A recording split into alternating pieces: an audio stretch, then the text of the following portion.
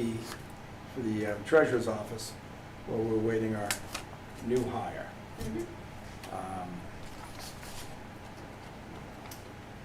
And they are both here, both Dee and Alex are here. Neither one came in person, they want to do online? Good evening. Okay, good evening. And Alex, you there? I'm here. Okay. So we have a short list of recommendations and observations, and I probably say, Dee, I just turn it over to you and let you go through your recommendations and what you saw that prompted those recommendations, please. Okay. The first and most important one would probably be getting the entire financial team on one system. You're running two systems right now where you have Vadar running for the treasurer collector, and then you have a different system for the town accountant. Leaves a lot of room for error when you do things like that, because the collector collects the bills, she sends the information over to the treasurer, but then normally that information would head right up to your town accountant. Now it stops right there, and you have to have someone else input all that information up onto the accountant's system. So that's someone from the treasurer's office that does that, and it just leaves a lot of open places for errors. So when someone does a refund, if it doesn't flow properly, it gets up to the accountant's office, she does the refund, but the treasurer doesn't know it. So that would be my first suggestion that really needs to be taken care of. And most importantly would be your payroll. Your payroll is not being properly signed before it's heading out to the payroll company. So I would suggest that perhaps you authorize Jessica to be one of the signatures to authorize the treasurer to send payroll on to Harper's, and then one of the three selectmen come in on a Tuesday and sign off on that. But that would be something you would have to, designate for Jessica to be. Right, we discussed that with Andrew in the past, and I believe we had a legality issue with having an administrator sign it, as opposed to a larger town with the town manager. They can do that, but we'd have to verify with town council, or I don't know who with, to make sure that that's legal.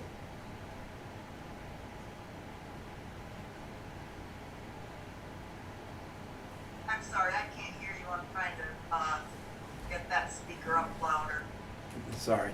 I said I addressed this with Andrew in the past, our former administrator, and he'd indicated that we were not legally able to have our administrator sign those documents.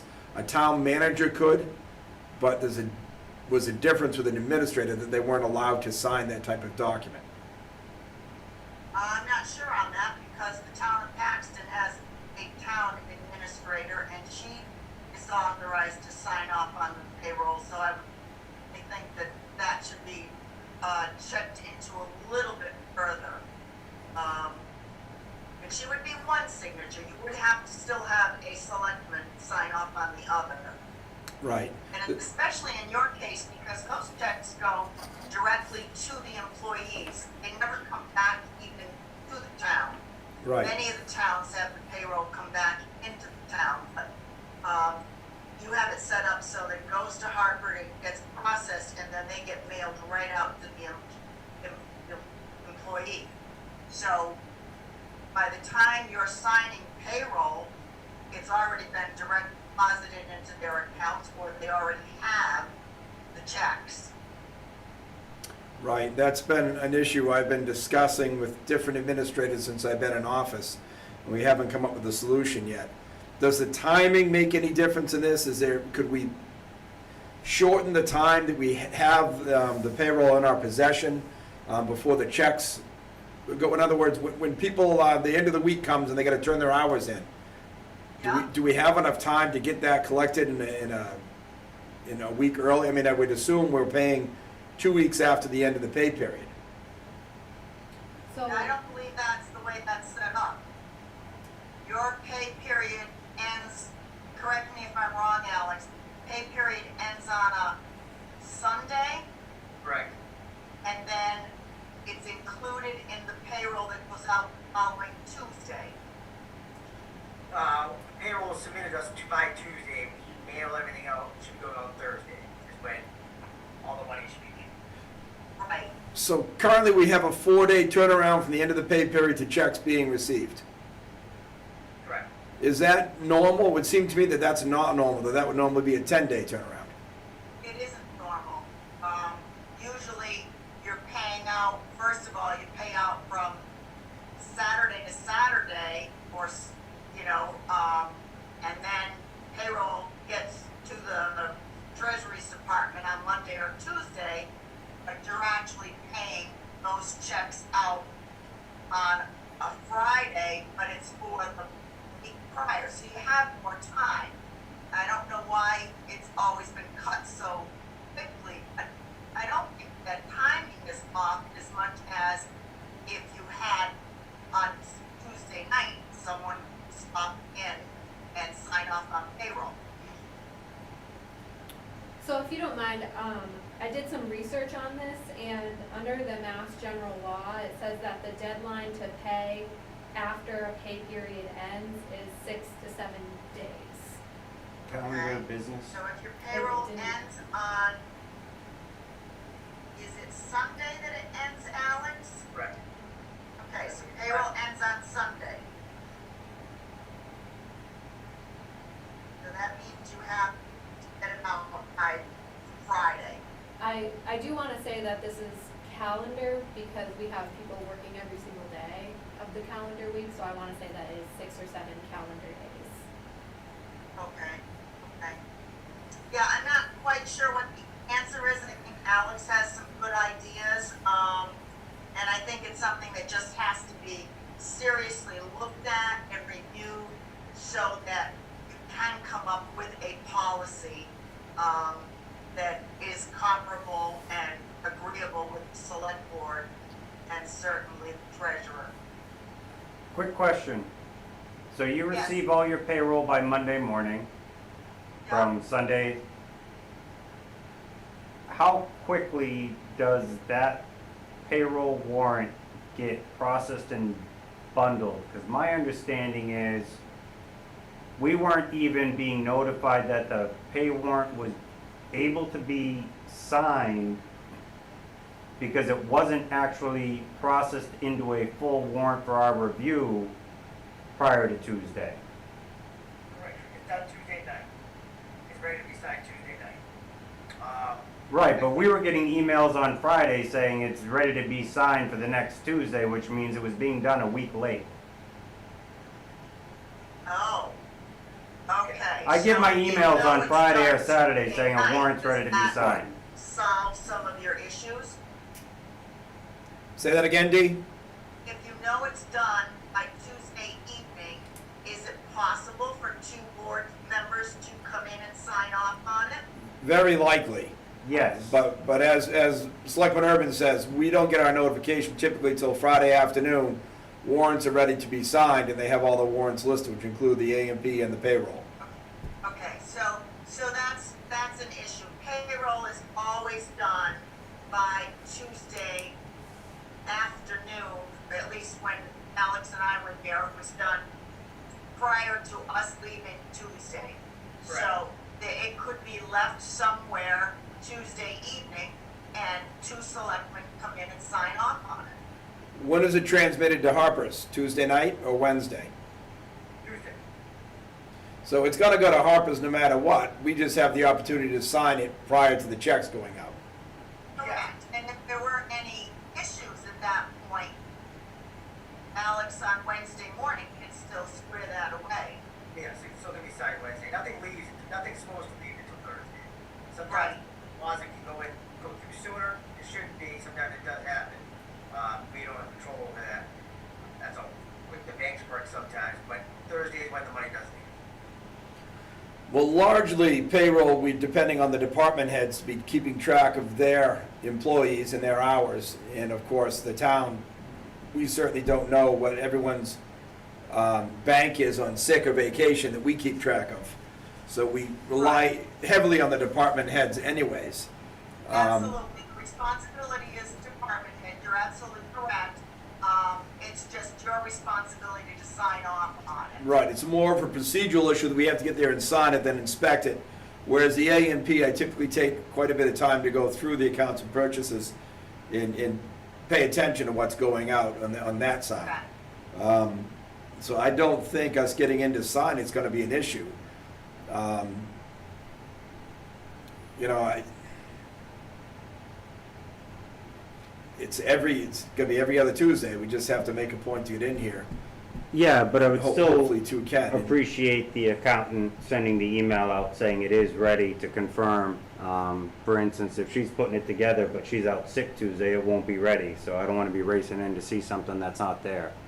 So that's where that every 2-week email that she sends out saying it's ready for signature is important. Well, Is that's, she not working in the office still on a daily basis? I don't know. She is, yeah, she's still largely remote. Okay, so she would have to come in on Tuesday also to make that flow properly. So this is gonna go back, Jessica, on yourself and Sandy to make sure that it gets in the office and that we get an email that tells us. I won't say we need the accountant to. Yep.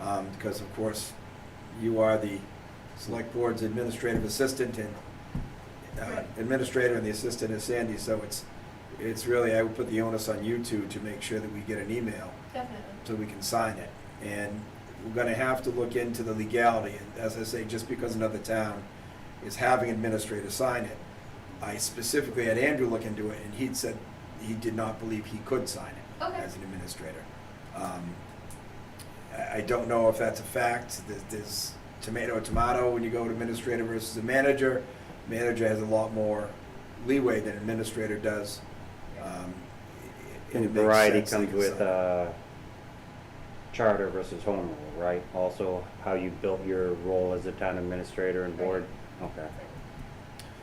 So we just need to double check that and double check that with town council and make sure that Okay. we can authorize. And if we could authorize Jessica in that, I would think that that would be wise as long as you have one signature.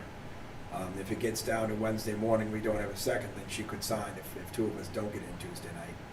Or whatever the deadline, but I mean, we really, you know, we Yeah. could say by end of business Wednesday, if we don't have two signatures, then she could make the second signature, assuming we discover we can do it that way. Yep. But I'm all for and all in favor of getting this signed early. This has been annoying me since I've been in office. So I'd be happy to finally have that settled. Thank you, Dee. Next, what do you have?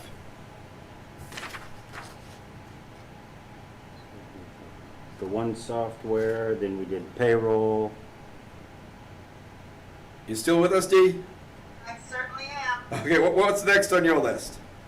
Well, my next thing was to talk about, the flow of new hirees, human resources side of that. I know when a person is hired, they go to Jessica, then they go to Sandy, then the file gets brought down to Barry, and then it gets inputted by the assistant treasurer. And I don't know why it goes from one to the next, to the next, to the next, but really, you want to have it so that one person is in charge, so to speak, of getting all the proper documentation in a timely manner before the employee starts working. And then immediately that should go to the assistant treasurer, who updates the Harper's payroll. Any changes like that, you have online right now a system where the employee goes into that. That always is not notifying the treasurer or notifying the assistant. She doesn't seem to get notified or go in. So there's times when, you know, as Jessica well knows, that if there's a change in someone's payroll deductions, they want to increase some of their things, that gets kind of fallen through the cracks because there's so many different hands handling it. So I would suggest that, you know, one person is in charge of, and it needs to be checked daily pretty much if people want to make changes or allowed to make changes on their human resource side of the Harper's payroll. So you're saying individuals are allowed to make changes on their own? Well, they go into your, I can't remember what it's called. You remember, Alex? The Harpers, I know they can change their, not the deductions, but they can change their direct deposits. Yep, they can change direct deposits, their amounts and things, but what do you call that up in Barre now? It's employee forward. Employee forward, thank you, Jessica. So they can go into their employee forward and make changes. Those changes are sitting out there in limbo sometimes until finally the employee says, nothing's happening, and then they come in and all of a sudden, oh yeah, I see it there. So, you know, somehow employee has to be responsible to, once they decided to make a change, they need to be responsible to allow and go in to tell the treasurer that these changes are forthcoming. Because everything kind of sits out there in space and nobody knows that it's there, and then it's not done in a timely manner. Wouldn't it be wiser to remove the employee's ability to make these changes and they would have to bring them to the attention of the treasurer, and that the treasurer only makes those changes? Well, that would be entirely up to the treasurer and Jessica. I don't know why it was set up as an employee portal that way. I don't think it Jessica, should be. do you have any information on that?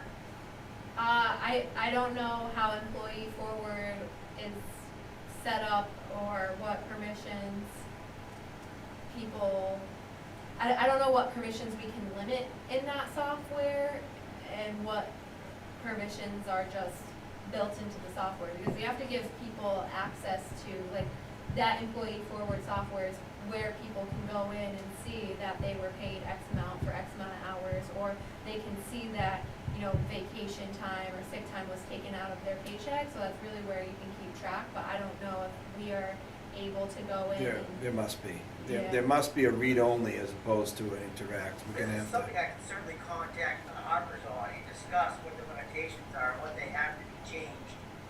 As if they can change it themselves and it has to be approved, the email getting sent to me or one of the assistants to actually allow it to be approved. We could more than likely limit what they're able to change. I think that would be an excellent idea, because if someone changes their bank account, Right. and it, you know, that for some reason they close their bank account, they assume that you as the treasurer or the assistant treasurer have taken care of whatever they've sent. And when I was there was a gentleman that came in who had made a change, many weeks prior. He had no idea he had done that. So I think you're right. Maybe in order for them to somehow make sure that you get a notification, Alex, or that someone, you know, gets it, so that the employee knows that you have been notified. There must be a way on that system to send it over and then get a response once the treasurer has received it. Well, correct. Even with, I mean, I'm just looking at what I see happening with unemployment and all the people signing up for unemployment right now that are all fraudulent. Even something signed by them stating that they were doing that, or something that coming over, we can put with their employee file that they're making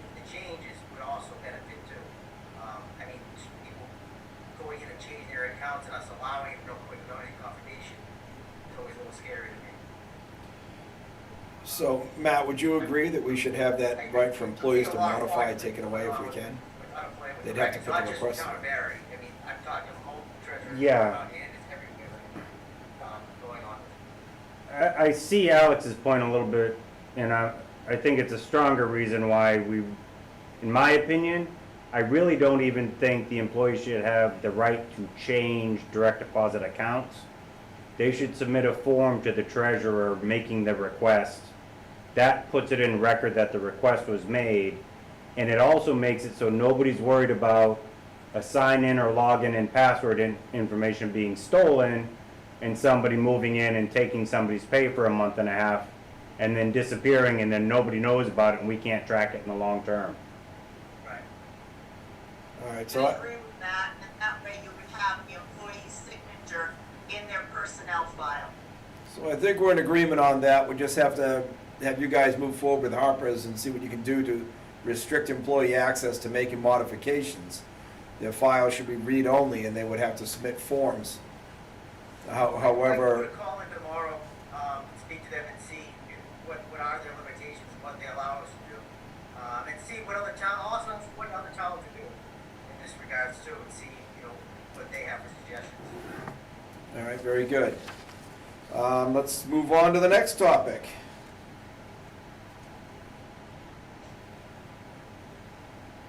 D, in the letter you mentioned something about clerk's office having a separate deposit account? Yes, thank you. The clerk has her own account that it is a town of Barre account, and she has it, what she does, instead of doing a turnover directly to the treasurer, when she gets payments for birth certificates and things like that, she takes all of that money that she's collected and she deposits it into the clerk's account. And then after she is certain that everything is cleared, she then writes out a check from that account payable to the town of Barre and gives it to the treasurer as a turnover. It's a whole step that doesn't need to be, and the treasurer many times doesn't have knowledge that she's made deposits or anything else into that account. She should just be accepting checks or cash, and every week, whatever day that Alex decides turnovers come into him, she should be turning the money directly over to Alex, not depositing it into a bank and then writing a check out of that account to the town. Okay, I got a quick question because our town has a little history with a certain previous collector that got caught embezzling funds from the town. And my guess is this town clerk separate deposit account was created in a way to prevent a future collector from taking certain cash funds and then making them disappear and claiming it's the town clerk. So she's trying to use a third party to verify her collections. I'm just asking if that is the potential. How do we approach that so that we can make sure that whatever she's passing on, she's confident there's more than just a treasurer or collector taking that and is aware of how much has been passed? How would we build in a policy to make sure she feels just as well covered with an internal procedure as she does with using a bank account she has control over? She could do it, Certainly. hand And I receipt for the think check she gets. The answer to that is every time she receives a payment of any kind, she has a 3-part receipt. The customer gets the top copy, she keeps a copy, and the second copy goes with the check or with the cash as a turnover to the treasurer. And that way she's got her records right there. This way, the treasurer has no idea how much money she has received down there, until, you know, quite a bit of time after she makes deposits, and then she usually sends up once a month a turnover for all of the monies for that month. And turnover should be, by law, done according to the Department of Revenue weekly. And that's another issue that, you know, I think really has to be, spoken to the department heads. Turnover should be done weekly, turned over to the treasurer, perhaps usually it's on Thursday, because that's the last working day of the week. So Thursday by noon, all department heads should be turning their money over to the treasurer. But using that three-part, receipt, she has, the one part stays right in the book. So the customer gets one and the treasurer gets one. It goes along with her turnovers. Then there's still the possibility of lost receipts. What about a simple list, almost like a warrant? A list of the checks she's received, It's a triplicate booklet you buy. but if you hand a list of the checks to the treasurer, and the treasurer signs for that, verifies the checks and lists and signs it, then the clerk can retain that copy that's signed for. That way she has a signatory, not just giving a receipt. The three-part receipt, one part stays attached in the book. So that would be her copy right then and there. But then she turns all those checks over to the treasurer or cash, and he has to verify it when he receives it, and she gets that verification back.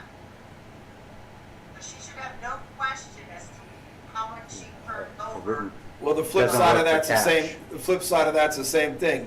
You have 11 receipts in your book, but you pull one out and then pull the cash out and only hand the treasurer 10. Well, no, The I receipts gave are the numbered. treasurer, I gave the treasurer 11. The receipts are numbered. If you're missing receipt 110 We through still don't- 130, we still and you're don't missing 128, You still the don't know, treasurer's calling it out. you still don't know where it went missing. But if you have a sheet that says, these are the 10 checks I'm giving you, and you sign for those 10 checks, you're gonna make sure you have all 10 when you sign it. Then I have the copy, Absolutely. then I have the copy that verifies that you said you have those 10. Responsibility is not to That's a sign double off check. A on simple any receipt is not. treasurer turnover unless he has verified that information. Unless somebody's signing for every receipt. So that if the treasurer signs the receipts he has and the clerk doesn't give one receipt, how long do we find out that exists? Do you know what I mean? You make them sign for every check they have on just a simple sheet. Here's the 10 checks I have today. Treasurer, Alex goes through, looks at the 10 checks, verifies the list, signs it, gives the list back to Ellen. That's your verification. It should also be counted in front of each party. It has to have a receipt to go with it, because what about cash? We'll do both. In front of each one. Do the triple receipt and a sign list. Copy right then and there. Nothing in the middle, nothing quick turnover. Here's the receipt, here it is right here. If somebody drops it off, they can easily leave, and then 24 hours later, you know, it could say it gets into my office, it went through a mailing process, and then we say it's $100 off. Well, not when, they could just say not when I dropped it off. So it should be hand delivered. They all have to be hand delivered to the treasurer, and when you deliver them to the treasurer, you stand there, you wait until Alex Correct. verifies them, signs off on them, and hands you back your part of the receipt. So I think we should Those be, receipts are all numbered. You start with July 1st with receipt number 1. And so you know right along what's missing or not. right, so we need the triplicate receipts, we need the original and 2 copy receipts. But we also need a list of what's turned over that can be signed off on, and each department head should wait till that's verified. So we need a Before template leaving. from the treasurer's office explaining what they expect each department to provide with their collections for the week. That Correct. template would create your list It's all of the receipts. Same template, just like all of your payroll except your police department and your EMS, they should all be of the same format. It makes everybody's life so much easier Right. rather than trying to figure out how somebody got paid or how a receipt got turned. Same template, it's one part, you rip off the bottom part, you give it back to the department head, and that's it. So the weekly turnover, Alex, is it done weekly now? Is it supposed to be done weekly? Is everybody do it weekly? What's our status? That is something that I've been trying to get redo. I've been trying to get every of these, get them in before the end of the month right now. It is not done weekly yet. Well, that is something I've talked to Dee about. That's something that needs to change.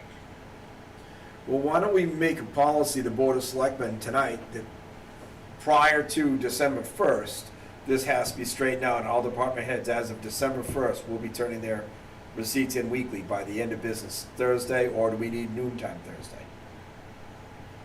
I would, what I would, That part. What I I- think that would be an excellent suggestion. Gotta And, start it rolling, or it it's gonna would keep make doing this. Everybody's job so much easier to know that on Thursday by whatever time Alex expects them, they're there, and if he doesn't have one from you, and you didn't get one that week. It also, I think it helps with, I'm like not you quite sure said, before you December go out and worry about theft. People don't have money lying, around the office. Everything gets turned in, nothing's out there for 2-3 weeks, just sitting there, people large amount. So I definitely think it's the way to go. what, If you're going to make that policy, I might make a suggestion that it would be every Thursday at a specific time, except it should always be the last business day of the month also. So that they know that, all their turnovers are there in the month, and that goes right up to Jean, and she can figure out their balances in their accounts accurately month by month. So if we turn them over to Thursday and the following Monday's end of the month, we want another check turnover on Monday. Correct, if they have one. Fair enough. Chances are they're not, because most of these places don't work on Friday. Matt had something to add, I think. I was just gonna suggest that what I would recommend is well, maybe we can do it by the end of the month, but due to the way our Board of Selectmen only meet twice in the month, can we get some of the template forms created by our next meeting, and if we're comfortable with those, then we can push for getting those out in the next 2 weeks, the last 2 weeks of November, so when we're saying December 1st, we're also saying December 1st using this method. Okay?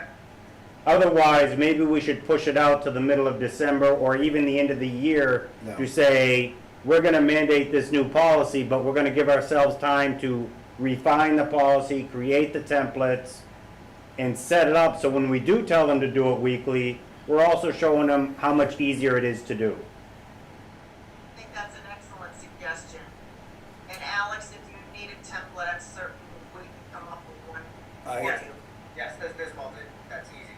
We can definitely have one by next meeting. Okay, so I'm gonna save the select board a little bit of work and say that the administration and finance policies that already exist for the town says that, departmental turnovers have to be done once a week.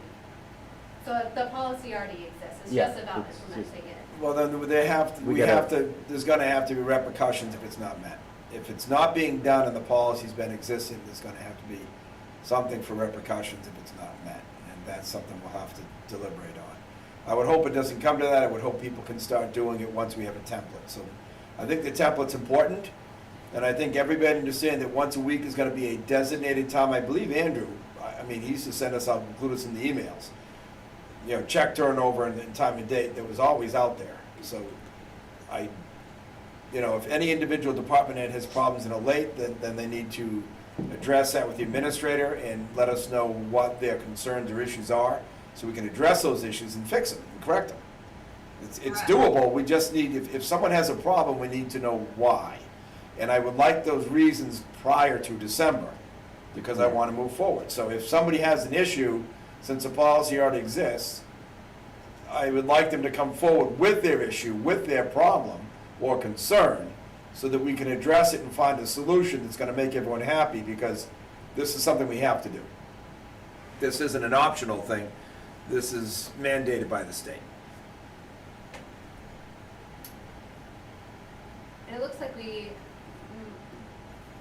have some templates that exist in the financial policy as well. Have some So what? we have, templates that exist for the turnovers already, so, Alex, we can look over those Yeah. tomorrow. All right. And I agree also about building out a timesheet slash payroll form for each employee that is consistent. Understanding also, we're not talking about the public safety divisions, meaning police, fire, EMS. Try to work through that. I don't know about you, but I know I'm more familiar with one that also identifies any paid time off an employee actually has. And then they subtract that and they create a new total each week so that they're actually tracking theirs, you're confirming on your end.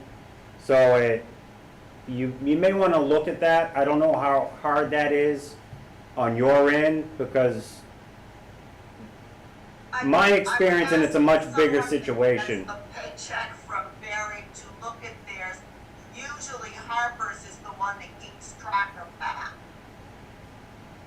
And it usually is right on each individual's paycheck. They've earned or have 2 weeks time off, and then if they've used 8 hours, it subtracts it right on their payroll check. But that's something that Alex also can familiarize himself with. Okay. I figured it might be a little bit more complicated at Barry's town level to put any of that on the employee, unless they're actively every week running to Harper's to review that employee forward or whatever Jessica was saying, because that might be where they can pull that information from. They should be able to access it, but not Okay. modify it. Yep. All right, so the next thing I see you talk about us looking for having an insurance advisory board. Yeah, I was surprised to find out that you don't use an insurance advisor. On your insurance advisory board, you don't go out to bid for the lowest rates for health insurance, etc.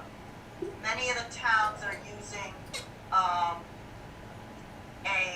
an insurance broker, and the broker in 2 months before your insurance changes goes out to bid to Harper's, to Puffs, to Maya, to all of the different local health insurance companies, and then they present to the insurance advisory board their findings. So you're not just staying with a company consistently because they're your insurance company. And the one that I am familiar with is Lively Insurance out of Fitchburg. And I think I mentioned this to Jessica, and I don't know whether she's looked into that or not. I've looked into it briefly, but I was, waiting for this meeting to happen so we could have a broader discussion before I go forward with anything. Certainly, and that's understandable. It's just a suggestion. I don't know how long you've been with Maya, and whether you just continue with Maya. For instance, it's something that I would suggest if you're looking for the best policy for the employees at the best rate. This is a way of doing it that doesn't cost the town any money, and generally speaking, they can get better rates. Is that going to affect their coverage typically? I mean, usually insurance, you pay less, you get less. But they, like Tufts for the town of Paxton, Tufts retirees have 2 or 3 different options that they can choose from, so that's up to the employee. Their regular employees this year chose to go with Harvard Pilgrim, even though Maya came in at a very low rate once we started to compare apples to apples, we found out that Maya's, breakdown of everything wasn't the same as what Harvard Pilgrim was offering. So the difference was next to nothing by the time you figured out the savings. So, you know, it just gives you a different outlook on different insurance companies and getting the best rate for your employees, which I know that's something the Insurance Advisory Board certainly wants to do. All right. I don't Just think, good practice. I Just, don't think we have a board at this point. but that's we something do, that- we have a representative from the police union that has to be on that board. So there is some, I don't recall how formally it's assigned or how many members, but there is some. Do you recall, Jess? We'll have to look into it. Yeah, I'll look into it. Usually on the Insurance Advisory Board, there is one representative from each department. And that insurance advisor, so, you know, you have your police department, EMS, you have town hall certainly, and then your library, council on aging.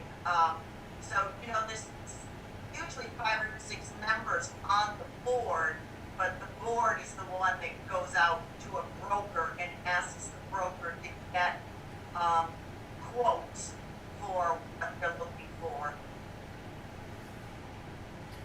All right, well, that's something we'll have to look into, and I don't know when the policies that come up due.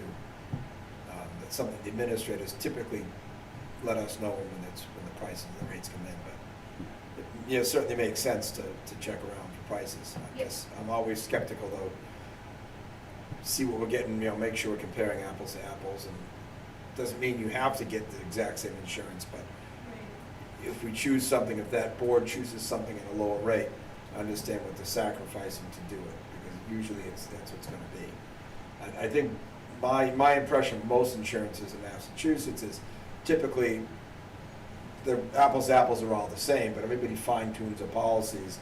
They put something in, they drop something out, and you pick the policy that makes more sense for you, and then you get the price that fits for you.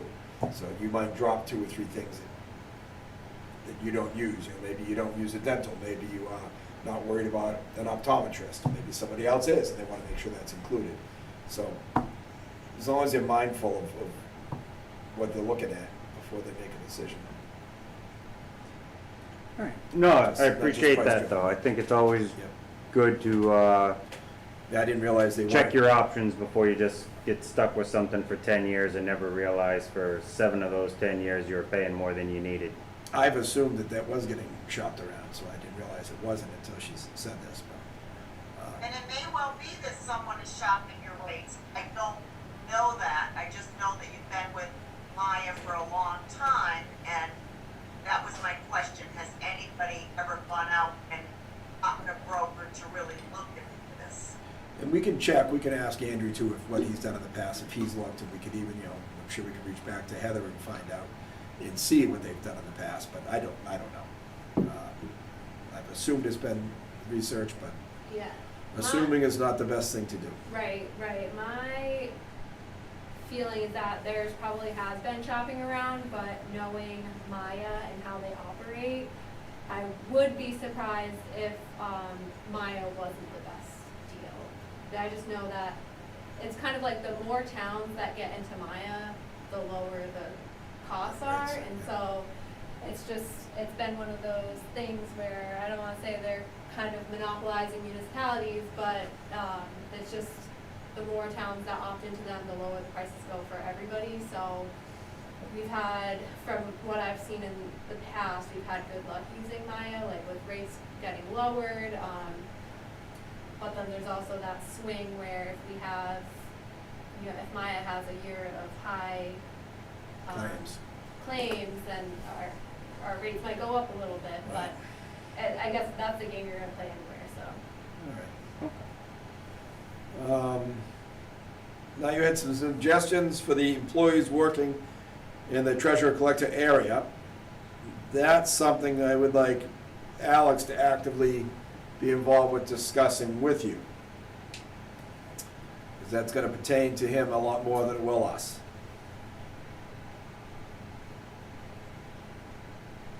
Dee? Do you Yeah, guys see? I think that you've got two great employees that work there, and they're both conscientious.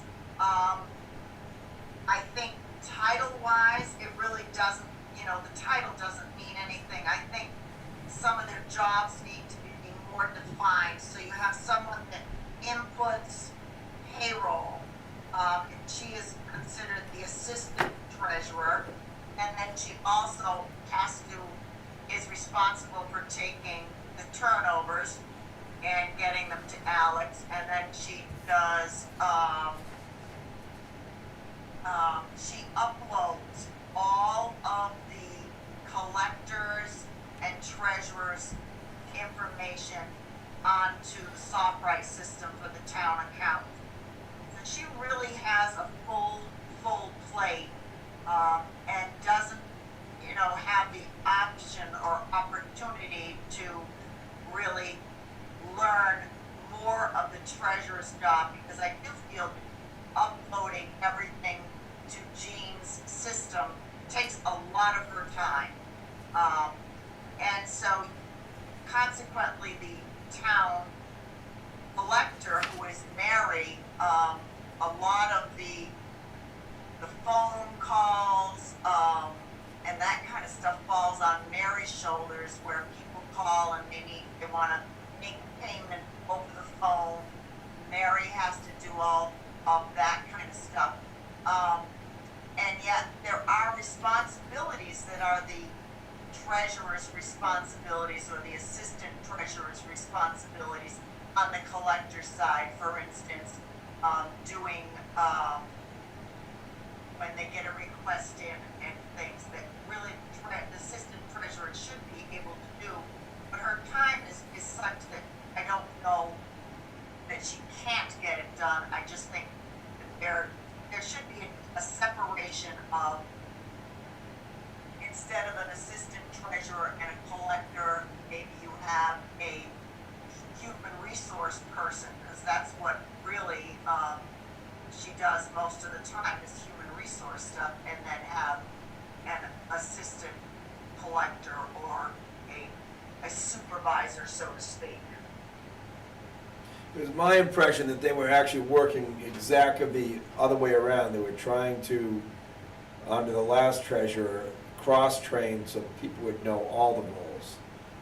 But you're thinking that's probably counter-effective?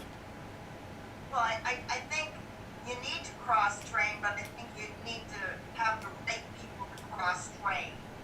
And I think so much of her time is taken up uploading stuff for Jean and doing payroll, and she really doesn't have the time to be cross-trained or such. Where Mary is, I want to say, quicker on, picking up things, and so she does a lot more than I think anybody realizes in that office, and yet, her title is, the collector, but she does a lot more than just collecting. Especially with the benefits. Pardon? Especially with the benefits. Exactly. You put a lot of work and effort into that. As a collector, that is not the normal process for a collector. So I think you as Alex, meaning Alex, needs to really look at what the two jobs are, and I think compensation should go along with, what they do. And I think that's something that really has to be looked at, because you might find out that you're going to lose a very good employee simply because she does a lot more than what's expected of her, and yet she's not compensated properly for it. I 100% agree. I normally see as an assistant collector, you are in charge of the real estate taxes, in helping out in that situation in the actual collections process. When you start adding, HR responsibilities like the benefits and actually setting up new employees, that would not be an assistant collector, but I think she should keep doing it. I think she does a great job. Oh, absolutely, I think she should keep doing it, but I also think that somehow she should either be compensated for it, or someone has to realize that she's doing a Right. lot more than just a collector does. And if you were to go and fill that position, if she were to leave, you will fill that position, and you'll watch a lot of training, a lot more, and I don't think they would grasp the whole HR side of it as quick. Absolutely, I agree with you. Well, we can certainly review compensations, but that's something that the former administrator went through most departments and positions, and I'll have to double check. I would assume those positions have already been reviewed and modified in the last couple of years. We've done a lot of that. Just, Doesn't it was a mean we draft can't, though, right? Never formally approved? doesn't the mean we can't classification revisit plan. it. The classification plan for this year was never approved. I think he got real close, but we never formally approved the plan with the new titles and the new, how we tried to start creating similar roles in different departments and say, you're generally the same classification. Where before we had like Too many. 5 different job descriptions, each with their own classification line. Right. What I would ask is if we could take the 2 existing job descriptions and then kind of mark them up based on what we're actually doing with those 2 individuals. Add items that's not listed, Together, that is something we can definitely review. because I would like to better know that, and then we can kind of potentially revise those job descriptions just as it sounds like we're kind of, what you were suggesting. So we can match that to the actual plan on how we would use that employee. And what's the holdup on getting Jean onto Vadar? Is she resistant? We just not tried to do it? Why do we have 2 different systems going? So Jean does not like Vadar, and she's been very reluctant to transition to Vadar from Southside. And that's putting a big onus on Mary, obviously, and that's where the, you know, it doesn't make sense to enter all this stuff twice. That's exactly what is happening. Like he said, We're doing the same job for error twice. is there, because, you know, one number off when you're putting an account number in, it can change. Once you have one system, you set it up that one time, and all your records are generally the same.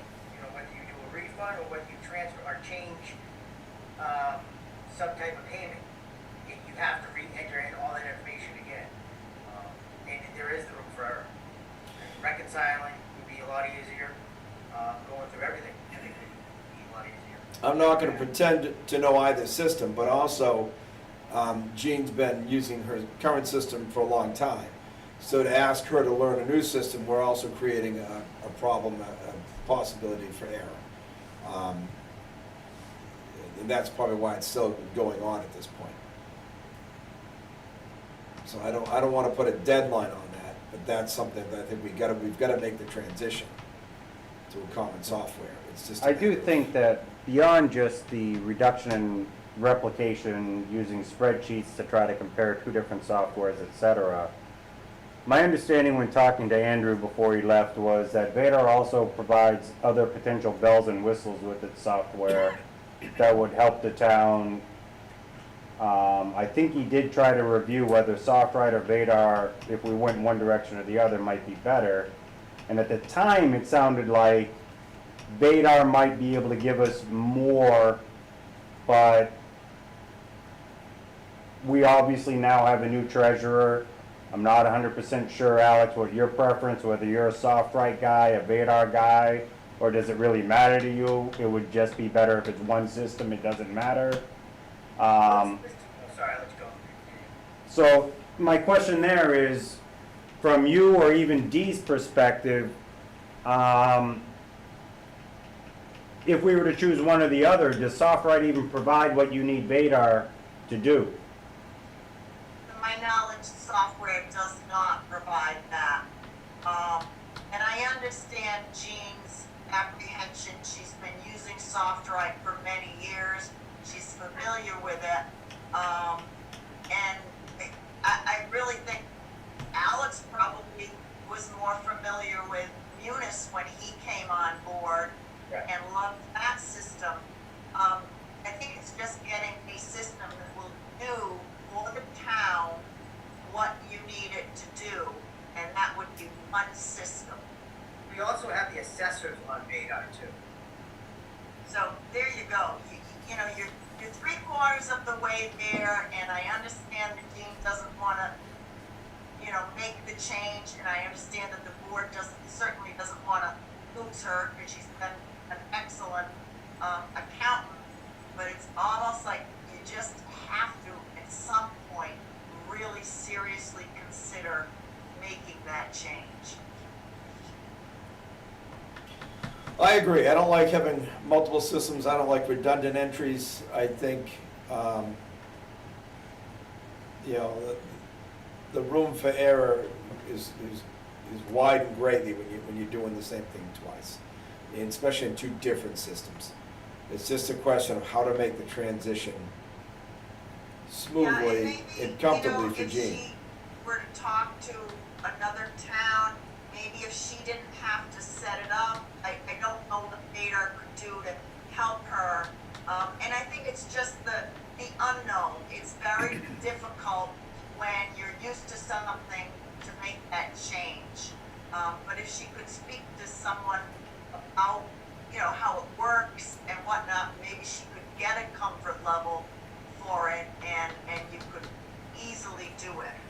What about maybe getting her some training on it? One-on-one separate training prior to trying to engage the system. Give her some time to work with it and become comfortable with it. I don't know if there's a program or, you know, certainly people like myself, I don't deal with software often, I don't deal with systems often. And if I had to jump in and learn a new system, when, you know, I typically use QuickBooks when I did in my business. I learned some Peachtree back in my days in college. But they're very different, and they work Right. very differently. Yep. And for me, my comfort level is not very good with just computers and electronics. I got a hammer and a saw in my hand. I don't do the computers any more than I have to. So I fully understand Jean's apprehension. Absolutely. But I absolutely. believe And if think I- everybody is in agreement that, you know, she does a great job and everything else. It's really what the town needs to prevent the errors and things like that from going forward. So to continue with what I was saying is, I believe if I could get some one-on-one training, then I could learn a software like that. But it's gonna take some time for me, and I would expect that that's what Jean's gonna be, and she's probably concerned, and I can't speak for her. But if we just dump this software on her, that she's not gonna be able to get, we want her to understand that this is gonna be up to Jessica to talk with her and work through it. I would like us to make this move, but that's gonna be a board decision. But she needs to be comfortable with it, and we need to give her the time and training she needs to make sure that she's comfortable when it happens. Quick question. Alex, with the existing Vadar that we have, is that something where she could quote unquote practice the accounting side of it without screwing up your treasurer side? No, at this time, it's because it's not set up. So the way the two systems work, or if you have Vadar, be the one system, where you have charge code. So your real estate taxes are a charge code, we'll just say 001. Anytime something goes in and out of that, or into Vadar on my side, it automatically gets entered into that charge code that relates to her side.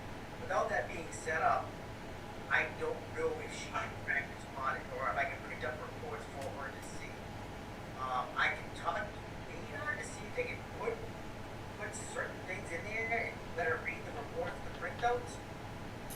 Maybe the printouts from another city to see what she had to work with. If they had example printouts.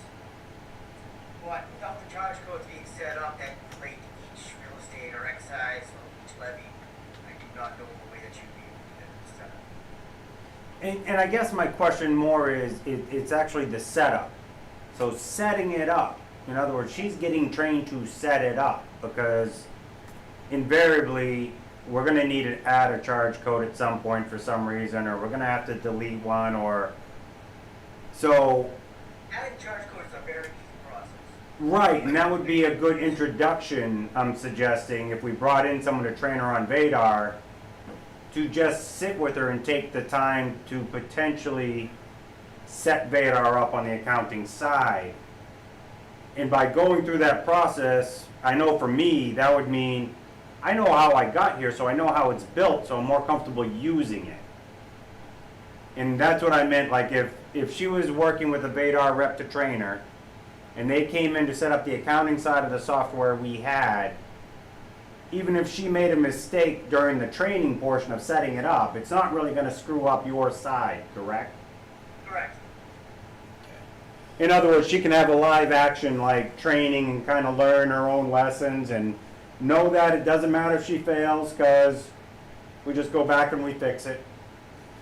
Something like that. I just didn't know if that might be. In other words, we don't have to dive all the way into a full turnover yet. We can just try to give her some of that training and exposure and revisit to see if it becomes something she's more comfortable with. Right. I think it's the reports that she would get from Vadar. Maybe she would know it quickly, and where to get the numbers that she's looking for. Okay. All right, so why don't we? That would run right back to the collector side because I cannot figure out when the last time the collector and Jean ever proved. Which It wasn't for done when Sharon was there. I think the last Yeah, the time bylaw was, for that. Nancy, was it Nancy that was there before? Yes. Yep. Yeah, I think Nancy, probably was on top of it and approved with Jean, but I think since then, it hasn't been done, to my knowledge. All right.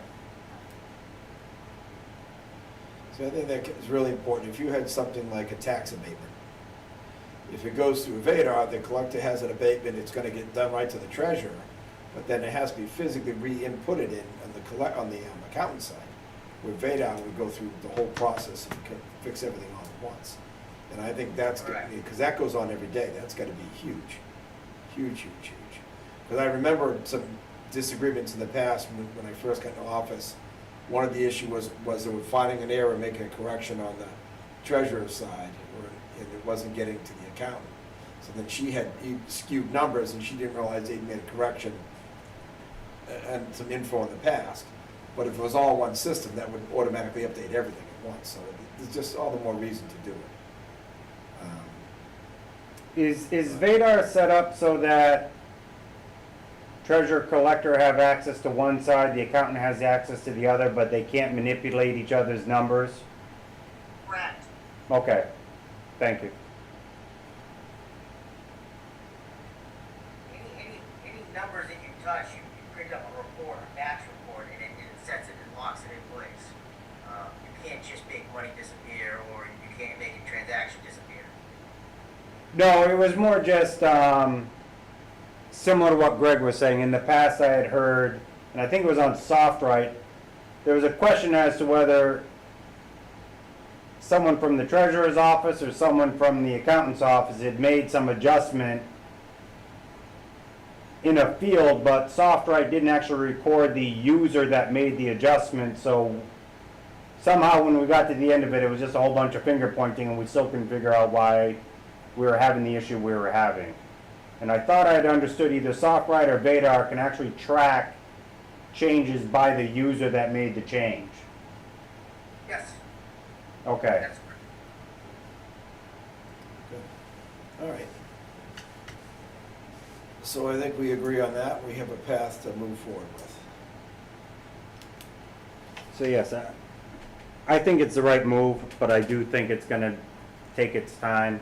It's not gonna be an easy transition for anyone, so we'll see what we can do. That sounds wonderful. All right. Enterprise systems should have Worcester Regional Systems separate the expenses they're responsible for. I don't understand what we're looking for there specifically. I mean, I think I understand. So every fiscal year, we go into a budget and we kind of throw out almost just a ballpark flat fee or a percentage number saying that in order for the town treasurer collector to deal with payroll for the sewer enterprise, the sewer owes us so much money to do that. Because the sewer does not pay for their own treasurer collector because they're not big enough for that type of enterprise. I think she's talking about how do we actively show the exact cost versus these estimated costs that we really can't verify what applies to which enterprise or general fund. Am I correct? Correct. All you have to do is those employees that are being paid or out of your sewer account, or how many hours they work for sewer, etc., and you send that information over to Worcester Regional Retirement, they will break it out for you, and I don't understand why that's never been done. Paxton is much smaller than you are, but we have them break out the water, the electric, and we also have a agreement with Anna Maria College, so we have to break out the time that the police actually work for at Anna Maria College. And Worcester Regional Retirement does all of that, gives you a report in January, and it tells you exactly how much town owes for its amount, how much the sewer department owes, how much the water department owes, and that comes right out of their budgets. And I just question as to why that hasn't been done in previous years. So For we can, any one of those departments. so that's a tool we could use at the end of the year to balance that line item out? I think What I mean- we use it to build the next year's budget, correct? Correct. So it's kind of like you're creating a baseline and So we're then still the same estimating- estimate you make for the general fund employees for an increase, say it might increase 1.5%. You apply that also to the different enterprises and that's how you start setting more of a finite. So we're still forecasting a year ahead based off of, much like the ambulance receipts based off of last year's receipts and we set to this year's. We're just gonna trace it more specifically. Makes sense. Are you familiar though, if there's any, when getting that information, is there any historical, accounting done to show that we estimated so much, but it changed, so if for some reason the sewer department enterprise, costs go up, that you would make a change either at annual town meeting or some adjustment to say, we need to move more money out of the enterprise to cover something, and that open more money in the general fund because we. It's really based on how many hours the employee or employees work for the sewer department. So if in a 40-hour week, you have someone that does just sewer, and that gets broken out for their retirement. And that comes out of the budget of the sewer department. I believe the And employees same way are with, separated. what any other enterprise system that you have. And it's based on the hourly rates that those employees work for those different departments. I thought we And had Alex specific can water and call sewer the employees. Regional retirement and, I have think them it's break it out for the next the retirement benefit fiscal breakout year, versus. so that when you get your bill from Worcester Payroll Regional fund. Retirement that you pay annually, it's broken out right there, so that the general fund pays X amount of dollars, your sewer department pays so much money, and any other enterprises that you have. So like we make the OPEB payments and things like that. Portions would come from that. I believe so, and Okay.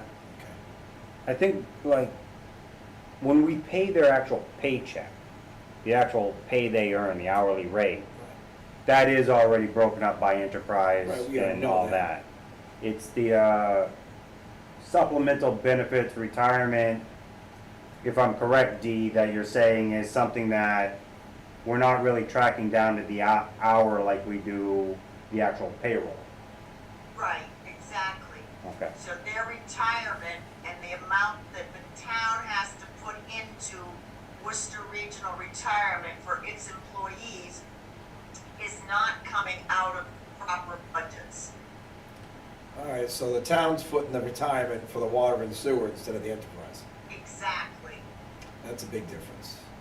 And you're estimating what you think would the water department should be paying, or what you think the sewer department should be paying, whereas honestly it can be done so there isn't that estimation taking place. It's done by Worcester Regional Retirement, and it's just really taking the information right off the Harper's payroll and sending it to them, and they will figure it out for you.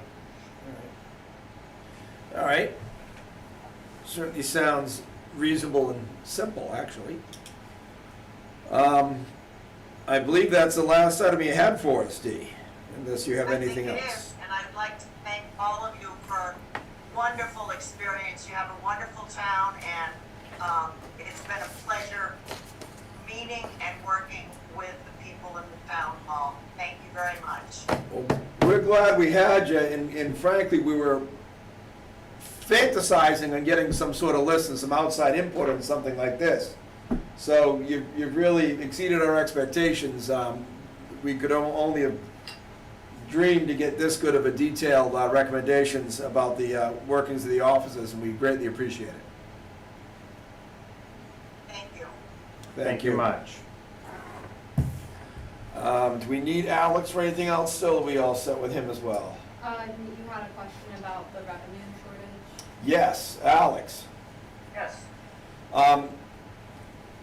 One of our warrant articles is $80-some-odd thousand to balance last year's budget. It was my understanding when we went into the annual town meeting that we were tracing our revenues, our receipts, and we actually, at the time of town meeting, had received enough funds to cover our expenses for the year. Although we were short of our overall predictions, it was my understanding that our receipts should have covered our expenses. So I'm wondering where this $80,000 gap came from. So, the first thing that came to my mind was, we talked about this in the finance meeting you had the other day. Demands were not put on the real estate bills, which usually are done prior. They're usually done in June. 2 weeks after the due date is when I like to do them. Each town does run different. I put them on last month, and within 30 days span, $100,000 came. I do not know if that was something that we knew was your basis. This is $100,000 just off the 2020 real estate tax. This is not anything to do with 2021 tax that we collect. So this is part of the revenue we did not see last year that has now come in. Yes. This is money that was due on May 1st. You extended it to June 1st, which also would have extended the demand period. A lot of people do wait to receive the demands to make the payment. So once I sent those out, like I said, I went from $250,000 owed on 2020 levy for the real estate down to 150, 148 to be exact.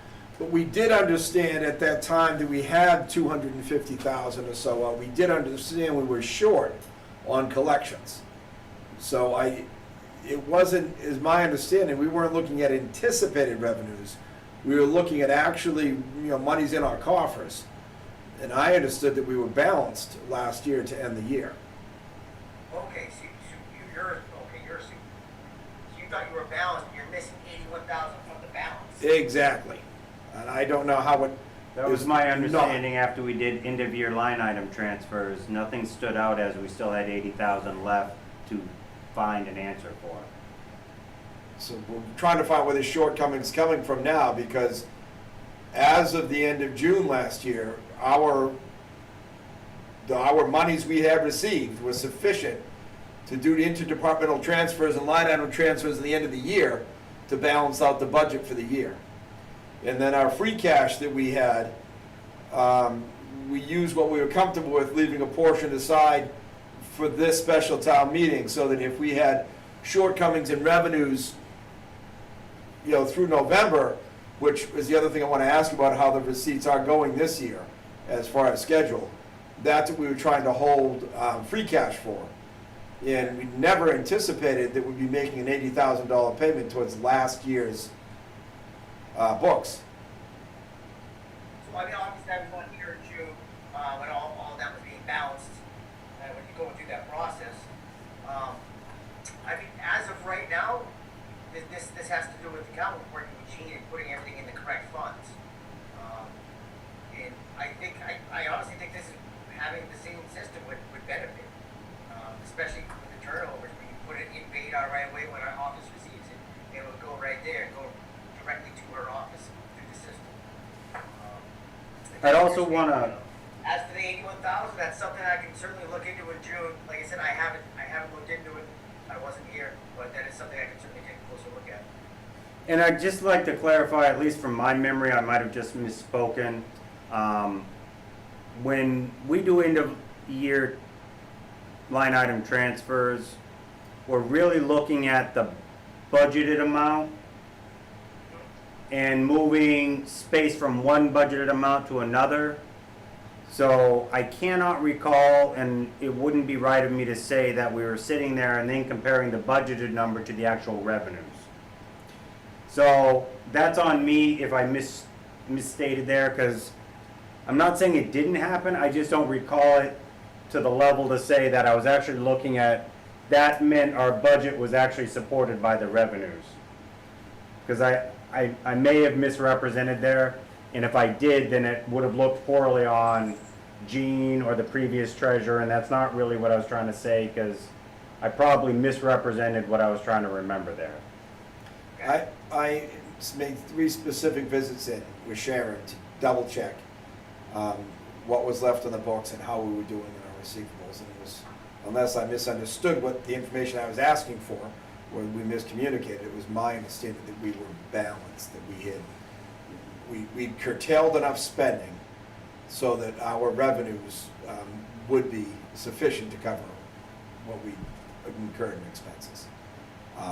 So the question I have, Alex, is if we did just receive $100,000 for last year, does that potentially make up for the 81,000 because we haven't gotten to the point of submitting our information to the state to close out FY20?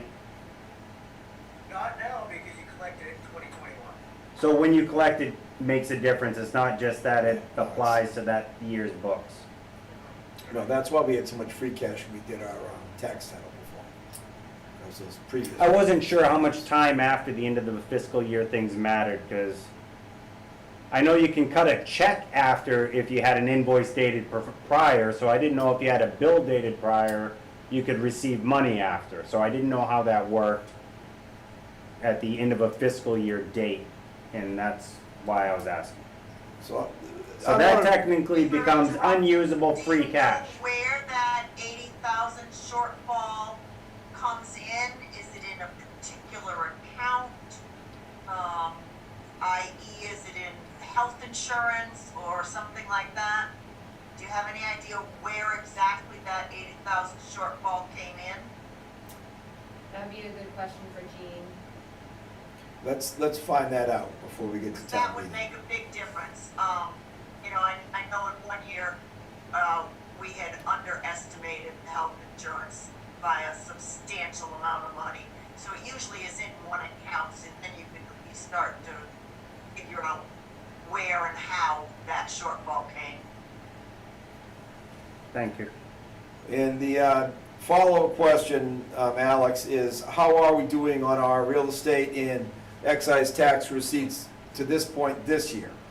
Traditionally, I think at the end of the year, we've left someplace in excess of 100,000 on the books, that we don't receive. It's a typical year, 100 or 100 and something. And last year, we were closer to 280. So the 100,000 you received would kind of get us back on pace with where we should have been. So the question is, are we on pace this year? Bearing in mind, we also, We've only got one billing cycle so far to close out to verify that info. You only got the first quarter that would have been due by now. when's the second quarter due? We just got the two. The two just came in today. November 1st or 2nd. Okay, that's what I thought, we're getting this, that's why I was trying to wait for the special town meeting as long as we could, because I wanted to get November's in. What also helps in these situations too is this is something that I plan on, getting on a consistent basis is collections after when they're due. I like to keep everything consistent, whether it's the demands, the warrants, whatever, especially with excise. I don't like to wait things go too long because I think that makes it tough for everyone to budget. And that is going to be a focus point of mine to try. Hopefully that'll make it easier for everybody else to figure out how much money is coming in. The only reason those demands were held last year was because of the COVID. We made an extension up until, I think it was a particular date in June. We didn't go to the end of the month. We went until due by the 29th or due before the 30th or something.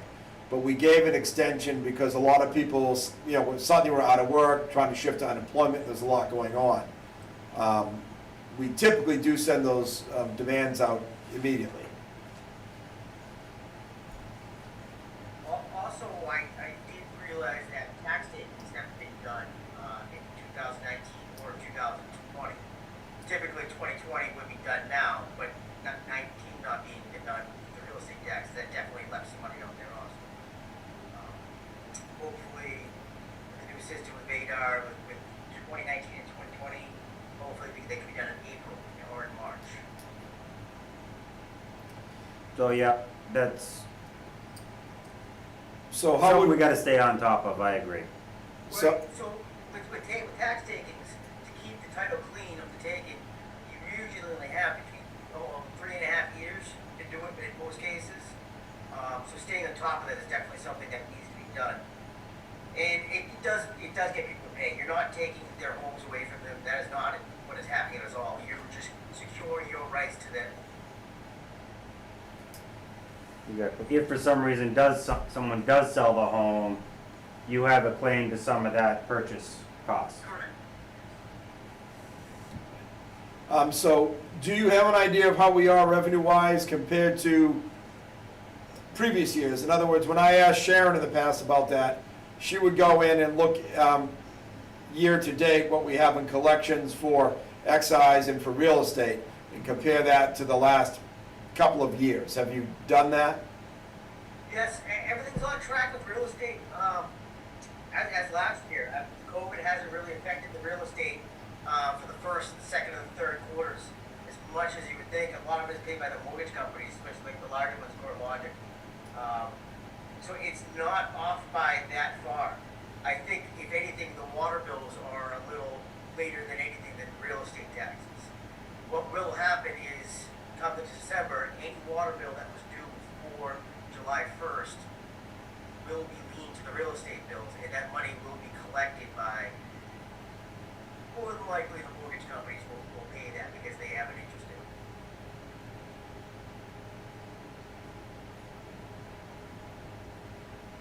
Okay.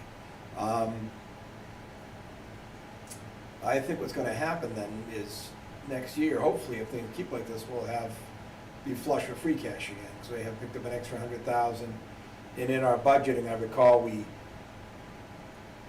looked at our receipts to date as of last year, which were 100,000 short, and went off that for revenue predictions. So we should, pick up a couple 100,000 extra, hopefully in free cash because of this. Next year, which would let us address some of the concerns, because we get down to, of course, the fire chief, we asked him to hold off on a couple vehicles, and he's put them on, requesting for the warrant now, but the money is not there if we're paying $80,000 out. But hopefully we'll then come back in the end of the year. But we'll keep tracking those if we can, and let's try to find out what specifically that $80,000 is for, because I would like to know. And Alex, if you get the chance to look at the books as of June, maybe I misunderstood and miscommunicated with Sharon. Because that's what I was trying to find out, if we were on track to cover our expenses by the town meeting, because we fully intended to use free cash to cover the difference if we had to, and we didn't have to, so I don't understand what changed. Because we had the free cash. I don't know why this would come up now and wouldn't have come up at the annual town meeting. Something's not right that that's occurring. That makes sense, Alex? Yes, I will take a look at June, Yeah, this week, see if I can go with it. It's something I'm gonna have to work with Jean on also. She has more access to the accounts that way. Right. Obviously, her closing the books uncovered something. And I don't know why we wouldn't have been aware of that at annual town meeting, because we, typically we'd say, okay, we know we're gonna be short X amount of money. We'd go to the stabilization of free cash, and last year would have been free cash, and we would have settled that at town meeting. So I'm really not pleased to hear an $80,000 number is off right now. And I really don't understand how that got away from us that far. Oh, that's a very substantial number. I'm not pleased. Let's just leave it at that. I didn't expect to be dealing with last year's budget at this point. I expected to be looking at potential shortfalls in this year's receipts, and then if we didn't have it going forward with the purchases we promised department heads on this meeting, which isn't gonna happen. But I don't wanna dwell on that any longer. Matt, do you have anything else about that you wanna talk about? No, I think I'm good for now. Thank you very much, Alex.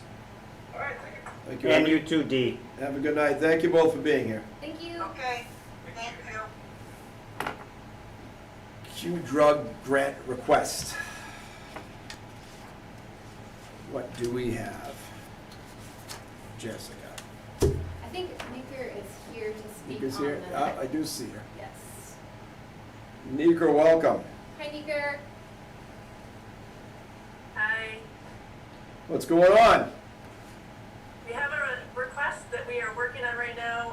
It's a state grant. It's called it's through the Bureau of Substance Abuse Services, and it's kind of a rework of some older grants that they are rescheduling to put out, and Q-Drug is looking to apply for it for the 5 towns of the Quabbin School District.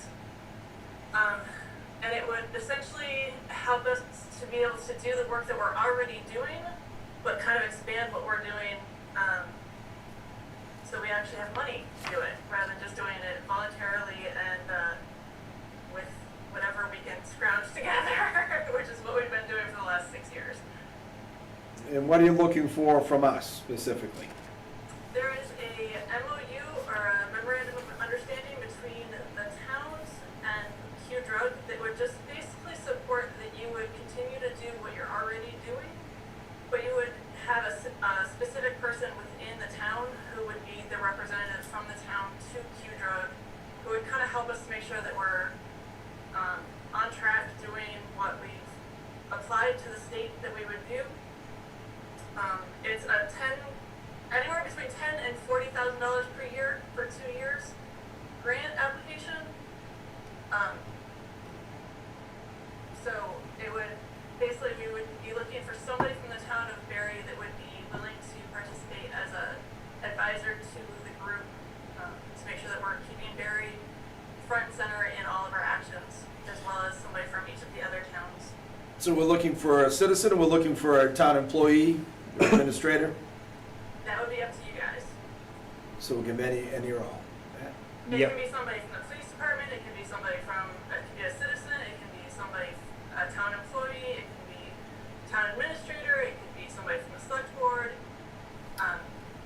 I would, Really kind of open-ended as to what the requirement is. I'd recommend we post that as a position to be advertised, appointed by the Board of Selectmen.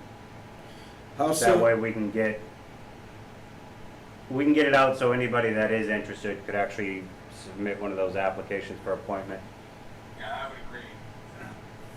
How soon do you need this, Nika, to keep moving forward with the grant application? The actual application is due November 20th, so I'm hoping to get it sooner than that so that I can make sure that I have all of my paperwork in order so I can submit it all to the state. We don't have to identify the individual appointed by the Board of Selectmen before the application, do we? You don't have to appoint anybody until we actually get the money, and that won't be until, Great. June. So you'd have a long time to figure it out. Thank you. Okay.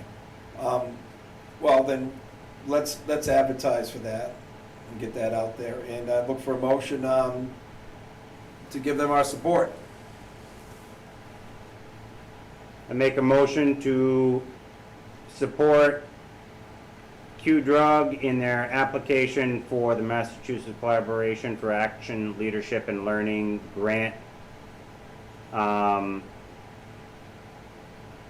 As submitted by Neeker.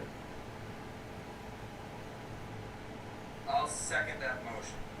Have a motion and second to endorse this memorandum of understanding and the grant with Neeker. Any further discussion on that? Hearing none, I'll call for a vote. All those in favor? Matt Urban, yes. Bill Clark, yes. And Greg O'Sullivan, yes. Thank you, Neeker, for all the work you do. Thank you very much. Thank you. Personnel committees, election worker appointments. Continue, I'll be right back. All right.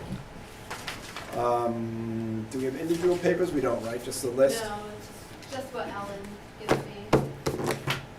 All right, I'll just go short and sweet. I'm gonna make a motion that we appoint Jasmine Cook, Serena. Let's be smart before I keep trying to read here. Look at that, I can read it. Serena Parnaby, Margaret Shepherd, Elizabeth Wilson, Helen Carol Pascali, and Casey Shepherd. I make a motion, we appoint them as election workers. Second that motion. Motion is second to appoint those 6 people as election workers. Any further discussion? Hearing none, I'll call for a vote. All those in favor? Dylan Clark, yes. And Greg O'Sullivan, yes, and Matt Urban is not present, but we'll pass that with 2. Wage authorization for Cody Chick, patrolman, full-time patrolman, step 2. He's moving up from $20.99 an hour to $24.01 an hour. Have a motion for that? Yeah, I'd like to make a motion, we approve the wage authorization for Cody Chick. I'll second that motion. We have a motion and a second to approve the wage authorization. Any further discussion? Hearing none, I'll call for a vote. All those in favor? Dylan Clark, yes. And Greg O'Sullivan, yes. And we're gonna wait 5 seconds on this. I hear him coming back, I think. Who's waiting on? Motion and a second, and we have 2 votes already for a yes to approve the wage authorization for Cody Chick. Matt Urban, yes. That carries. And yes, I'm familiar with it. I'm reading the authorization. We just Didn't did, just vote yes just to say it. and we just did the appointments where you're going for election workers, just to move forward. Now let's delve into our warrant. This will take some discussion, but probably not that much.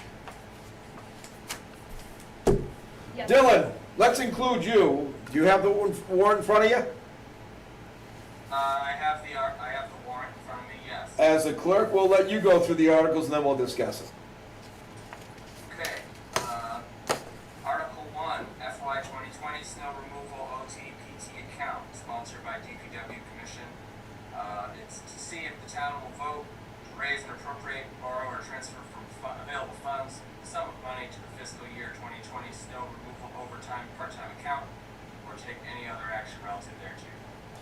Now, Jessica, do you know specifically, this is last year's budget once again? Right. What's going on with this? Why was this not finalized? So these, Article 1 and 2, the snow removal, it has to do with it being voted outside of, June 30th. So this is just a catch-up for the ones Yep. we discussed. There was a procedural issue with what we voted on at town meeting. Correct, so I can clarify that procedural issue. So, On June 30th, or when we found out that we weren't gonna be able to have our annual town meeting until the new fiscal year, Jean reached out to the Department of Revenue and let them know. She emailed them and she called them. There was a specific form that she was also supposed to file that did not get filed. And that was the key to having our free cash roll into the new year, which is why we have to revote all of these articles. Has that form been filed? Yes, yeah, everything's squared away now. It's just one of those unfortunate procedural things that was not done.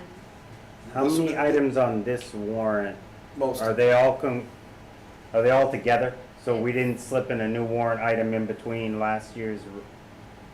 So balancing the FY20 budget and and adding the OPEB are 3 and 4, and then, Those are new? yep, and then the ones following are the capital requests and the cable access That were approved. that have been approved, correct? So, bear with me just one more minute, Okay, so 3 and 4 are the only new ones from the annual town meeting. Until we get to the request for the senior center. She's striking her request to go to the, Yeah, so she reached out to DOT, that we're talking about Article 15 now. She reached out to DOT and found out that this had actually been voted on, maybe 2 special town meetings ago, and maybe, I think it was 2018.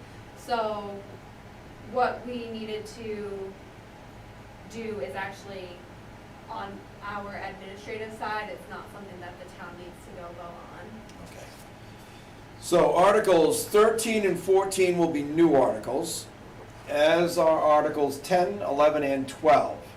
So if you read, Dylan, we've done 1, if you read 2, 5, 6, 7, 8, and 9, if we can get through and approve those, do we really need to read them all formally? You guys just want to put those aside as, for the public, those articles, 1, 2, 5, 6, 7, 8, and 9 are articles that were approved at town meeting, but because of basically a paperwork snafu, we have to revote those articles to have them approved.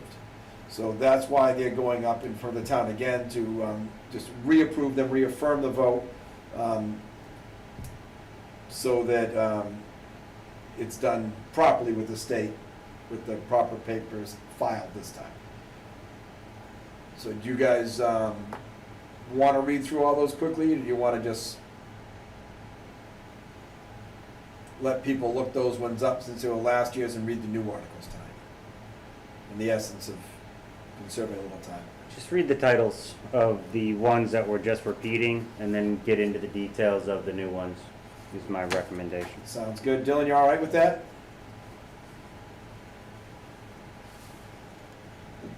Sorry, I was muted.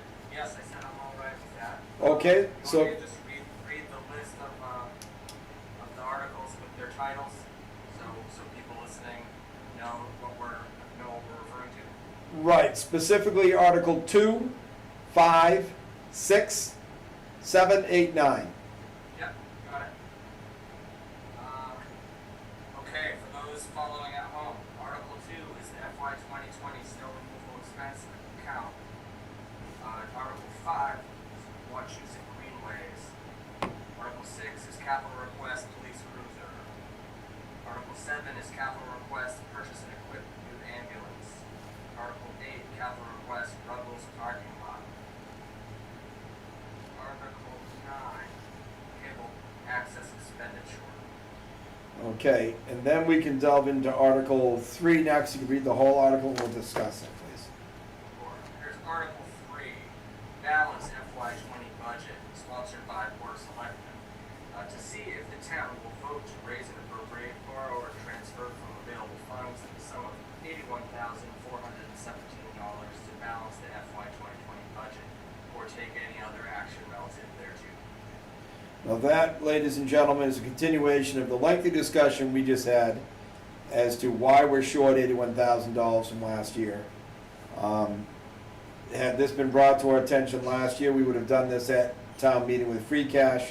I don't understand how we have that large a miss, but we will have a definitive answer prior to the town meeting so we can discuss that before we vote in this article. Article 4, please. Article 4, OPEB, sponsored by Board of Selectmen. To see if the town will vote to raise and appropriate or transfer out of stabilization the sum of money for the purpose of paying for the OPEB, other post-employment benefits, or take any other action relative thereto. Jessica, did you ask to put that in there? So this is something that we are, and this is something that Alex could have spoke better to, but OPEB is a form of investment that the town makes for post-employment benefits, and it's a requirement that we have this. And Alex recommended that we take it out of stabilization this year, just because, to keep as much free cash available to us, and also since OPEB is a form of investment, it's not something that we traditionally, it's not something that we can see, touch, feel. We're not using it annually. Yeah, so it's about, he's still getting the final numbers on what we are advised to invest, but it's gonna be anywhere between $5,500 and $10,000. Did we not put money into OPEB at town meeting this year? No, and so it's my It was understanding that it was Okay. skipped in the interest of focusing on other needs that the town had, and then coming back in the fall to see where we were at, and how we should invest that money. I would prefer, personally, to put this off till next year and double it up with free cash next year. I don't like to take out of stabilization unless it's an emergency, an urgent need. This is a budget issue that and we may have enough free cash left to do this with, to do it out of free cash, but I don't want to go into stabilization for that.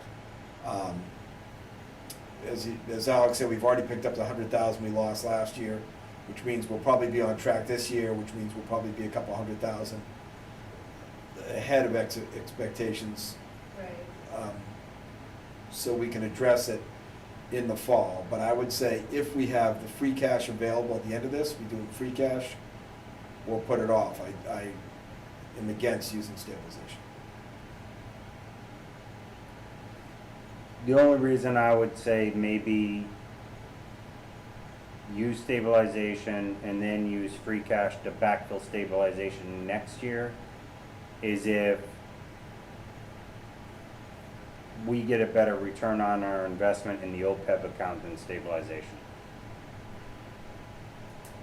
And that's an Alex question, That's an knowing how Alex. that's invested right now. That's gonna be his. But that's- the idea is you wanna make sure whatever money you're gonna leave in whatever account until next year Right, if we're gonna get a better is the one return- that's gonna get the best return. If you'll get a better return, I'll agree with that. But once again, if we have it in free cash first, let's use that and leave stabilization alone.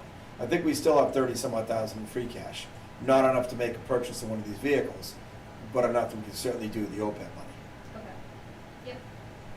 Maybe, I don't have a clue where free cash is now Well, that let's that see where that- 81,000 came in, and unless they're actually talking about changing that ambulance to a borrowing versus a free cash. Because we only had 100,000 free cash left, and if we're taking 81,000 out, Yeah. I'm not sure I gotta see how this lands, because all these other new articles, there is no free cash. We got 6 new articles with no money to fund them, unless Well- we borrow the ambulance. Right, but the vehicles, we told the chief, and I did anyways, I said, let's take those off. We need the ambulance. Those aren't a real need right now, when we gotta see where, had we bought one of those and we had no free cash to balance the budget now we'd be looking at stabilization. That's why we put it off. And I promised him if we had the free cash available, we'd go and look at those now in the fall, but we don't. And I think he's gonna understand that. I'll call him and talk to him, but I think those are gonna strike, is my opinion. Okay. But at the moment, he's saying 5,000 to 10,000. Which we Is should what? have. Yep. Okay, so Article 4 is a $5,000 to $10,000 value that we need to verify. And, Okay. and assuming we can do that, we can just change the language in that. And, well, it says raise, appropriate, or transfer. We say, we can just use free cash in that case. What, for the ambulance? No, for for the OPEB money. Oh, okay. It does say raise and appropriate or transfer from stabilization. We can The appropriate. key is it indicates a 2/3 vote required versus a majority vote. Right, but if That's we. stabilization minimum. Right. But if we appropriate it from free cash, it's a simple majority. So it does say raise, appropriate, or transfer Yeah. from stable, so as long as that language, I think, is sufficient that we can So it use allows free us to cash. revise the motion at the meeting versus having to worry about how we write the warrant. Yep. Yeah, and I don't think, depends if we want to go after it, so I think that's gonna be fine. Article 10 would be next. Dylan, You want me to read it? please.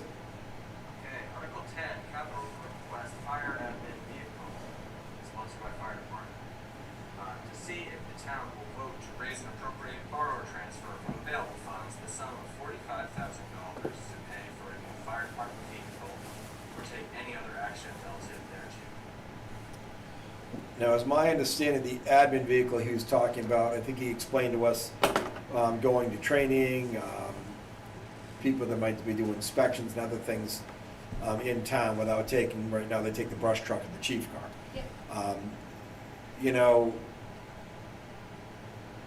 we don't need it, it's operating without it, it would be nice to have, if there's good reason to have, but I believe the promise we made is if we had the free cash available, we'd do it.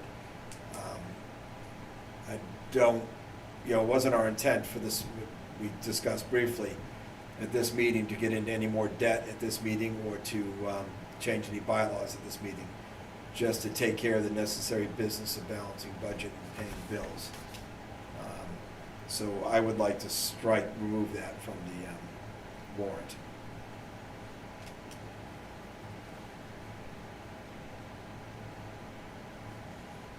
Guys, comments? I agree. Yeah, I agree as well. Also, Claire says in the chat that there's $36,000 in free cash left. Okay. Thank you, Claire. So that will move OPEB. We can make sure we put, we would talk about building OPEB up each year. You weren't here for these discussions in the past, but last year, because of the whole situation, that's one of the things we cut short. So we absolutely will put it in, we'll go towards the higher end of that. Because that's, the investments in that other post benefits account is, in the future, when we're paying these benefits to people, the idea is to have enough money in that account that the returns on the investment are paying the benefits, and that account stays stable. So we have to invest it up to a certain level. We get to the point that the returns on that, however it's invested, is covering the monies we pay out of it in the future. So right now, we're strictly at the investing stage, and we may put, more of the $10,000 end into that instead, but we'll look at that and see what Alex thinks of that. Because I know we were behind, and we talked about upping our ante every year, and we did not, so. Okay, Article 11, just read it briefly, but I'm gonna have the same recommendation as 10. That's capital request for fire brush pickup vehicle. That's to see if the town will vote to raise or appropriate borrow or transfer from available funds the sum of $60,000 to pay for a new fire department vehicle or take any other action relative thereto. And once again, this is right back to this is on the warrant for the town meeting, and given the COVID and the funds, we had all that free cash, we said, hey, we have all this free cash, we can probably do it, but let's wait and see how things pan out in the fall. Our collections are decent, but this $81,000 has slammed us right now. So I would also recommend we push this off until June and address the issue then. Yeah, I would agree. I'd agree. 12, please. Sure. Article 12, accept land donation. That is to see if the town will vote to accept a parcel of land by donation located on Old Colbert Road, map EA, parcel 12, and finance associated administrative costs or take any other action relative thereto. Now, this is a parcel of land we've been talking about for a couple of months. We have had people from the Conservation Committee go look at it. We've had assistance from, I believe, Rich was looking into it for us as well, Rich Stevens Jr., and so far, nothing but good reviews and recommendations. And it was the board's recommendation that we go ahead and accept it, and I believe we discussed deferring whatever taxes and payments on that land until we could get this settled, is how we left it. So I am in favor of this. Gentlemen? I am too. I also am in favor of this. So that will stay on, so that's gonna become Article 10. Go ahead with 13. Okay, Article 13 is amend Article 17 of the 2017 annual town meeting, sponsored by Council on Aging, to see if the town will vote to rescind the vote under Article 17 Energy Efficiency Project of the June 21, 2017 annual town meeting, or take any other action relative thereto. So I've talked with the administrator about this a little bit, and basically there was funds approved by the town that the project was then picked up on a grant. So there's funds available from that, and they want to basically reuse those funds for the next Article 14. And Jessica's talked to Attorney Beard, who has said that it could be done as one article, or it could be done as two separate, and it should be legal the way they're doing it. So this is to release the funds that were previously voted back in the 2017 town meeting. Those funds have been encumbered and waiting to be used, and we're gonna reallocate them towards this article for the same senior center, but to go towards the new roof. How important does that roof have to be done this year? I don't know. And how much are you gonna get for 25,000 on that roof? I don't know the scope, so we need clarification. You know, it's an asphalt roof, so it's certainly a less expensive roof, and once again, part of when I get to do business with the town that I do business with, I'm a self-employed general contractor. I don't have to pay prevailing wage to any employees, therefore I can do a roof at a typical business cost instead of what's normally triple. If I had to pick up workers, go to a roof and pay them $50 or $60 an hour, then I'm gonna be charging at least $120 or $150 an hour, because those same employees who are accustomed to earning $20 an hour are now getting 50. They don't work quicker at 50, they work slower to drag the job out, so it typically triples the cost. So it could just be, and I don't know, but my guess would be she's got a contractor who's gonna come do the roof himself, or a father-son that's gonna do it, and it's not gonna be prevailing wage. And that's why we're looking at 25,000 instead of 75,000. Because there's But I don't some know. significant height on the back, well, the front side of that to the right when you're, no, I'm just saying it's not a small roof, so you're gonna get that cost of staging or a lift or something to get up there. It depends on who's doing the job, I agree, and Yeah, what crew and what they already have for typically, equipment, but Even Leaders Local Delivery, they do rooftop delivery to the boom truck, so they'll bring all the shingles up and just drop them on the ridge. As soon as you set up down below with whatever staging you use, you get up to the first height. You set your first set of staging planks up and you go from there. And you set the bottom height, and then everything's the roof up. It's a new roof, it's probably a roof over, not a strip and dues, which is gonna be a lot cheaper as well. So it's a very good chance that is the whole roof price, or at least a good section of it, but I agree, let's find out, we'll leave it on there for now, and find out exactly what the scope of work is before she moves forward, because that amount of money should have to go through a different bid process, right? Mhm. And I don't know if that's been done, Not yet. so. and that's why I'm saying, if you roll all of that in, is someone roofing that this winter?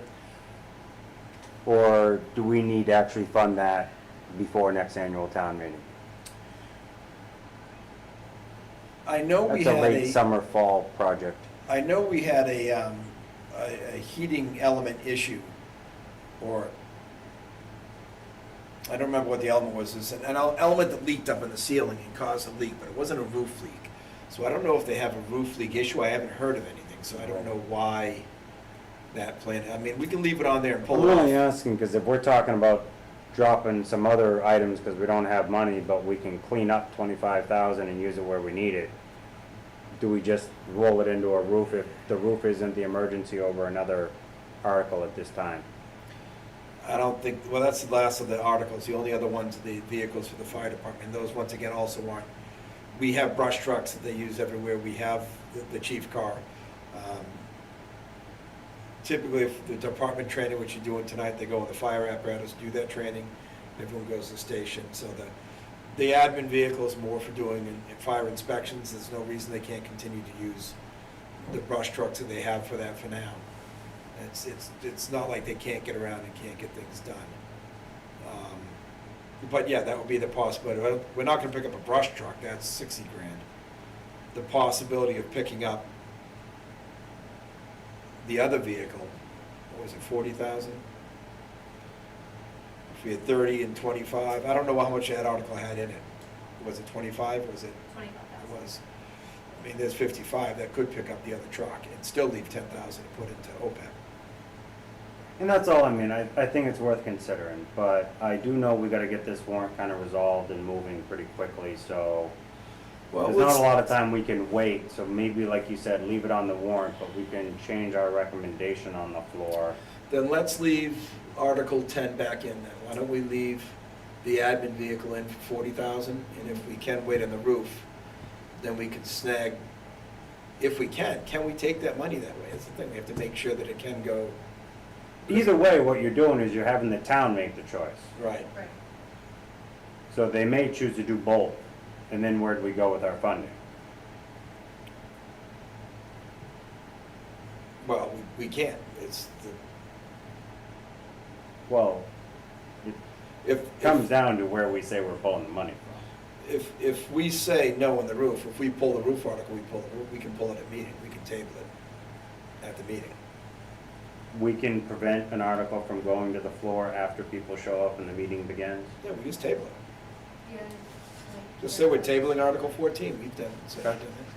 It's these are Right, all. but you can only table it to a committee, and someone can call that committee to the floor to raise it up again. I mean, I remember walking that circle with the moderator, a discussion about how things get tabled. Tabling it, you can't just table it. You have to table it to a committee. And so there's a weird process involved where someone I on the think we floor can- can ask for it to come Well, back I think we can to the actually remove floor. it. I think you can actually say we're removing that article as a select board. I think we can take it off the warrant. You might, I think we have- and that's okay. That's one of the details that I recognize. I'm just not very competent in the whole procedural rules. I don't think the town's gonna say, let's go dump $25,000 on roof. We don't have bids, we don't have anything set for it. We don't know the need for it. You know. We'll leave them both on there. How about that? Let's. I would move Article 13 further up, so it's before Article 10. Okay. We need them to actually say, yes, release the funds before we then reallocate it somewhere else, or we're setting ourselves up again. So we're gonna go to Article 9, then make 13 Article 10, Okay. Works for me. make 14 Article 11, and we'll discuss it or drop it. Then the current Article 10, we'll make 12. And the current 12 will be 13. That's gonna eliminate 11 and eliminate 15. And where else did I eliminate? We're eliminating 15? We're eliminating 15 because this was already voted on at a previous special town meeting or town meeting. And Eileen from the senior center was confused, and it just turns out that we have administrative work on our side that we need to do that the town doesn't need to do anymore voting on this. Okay, all right, thank you. So we'll go 1 through 9, then we jump to 13 and 14 become 10, 11. Then 10 becomes 12, and 12 becomes 13. The 14th article would be Article 11 gets eliminated. The, And we'll recommend that we don't proceed with 11 if you know, I don't know where she's getting her numbers from or the idea from or anything about it, so it's hard to move forward with it. That at least has to go to, through the procurement process, because it's over over the threshold for picking and spending. I have one more item that came up by email over the weekend, and it's regarding a 25% contribution to match a grant that got awarded to the planning board. Yes. The grant value,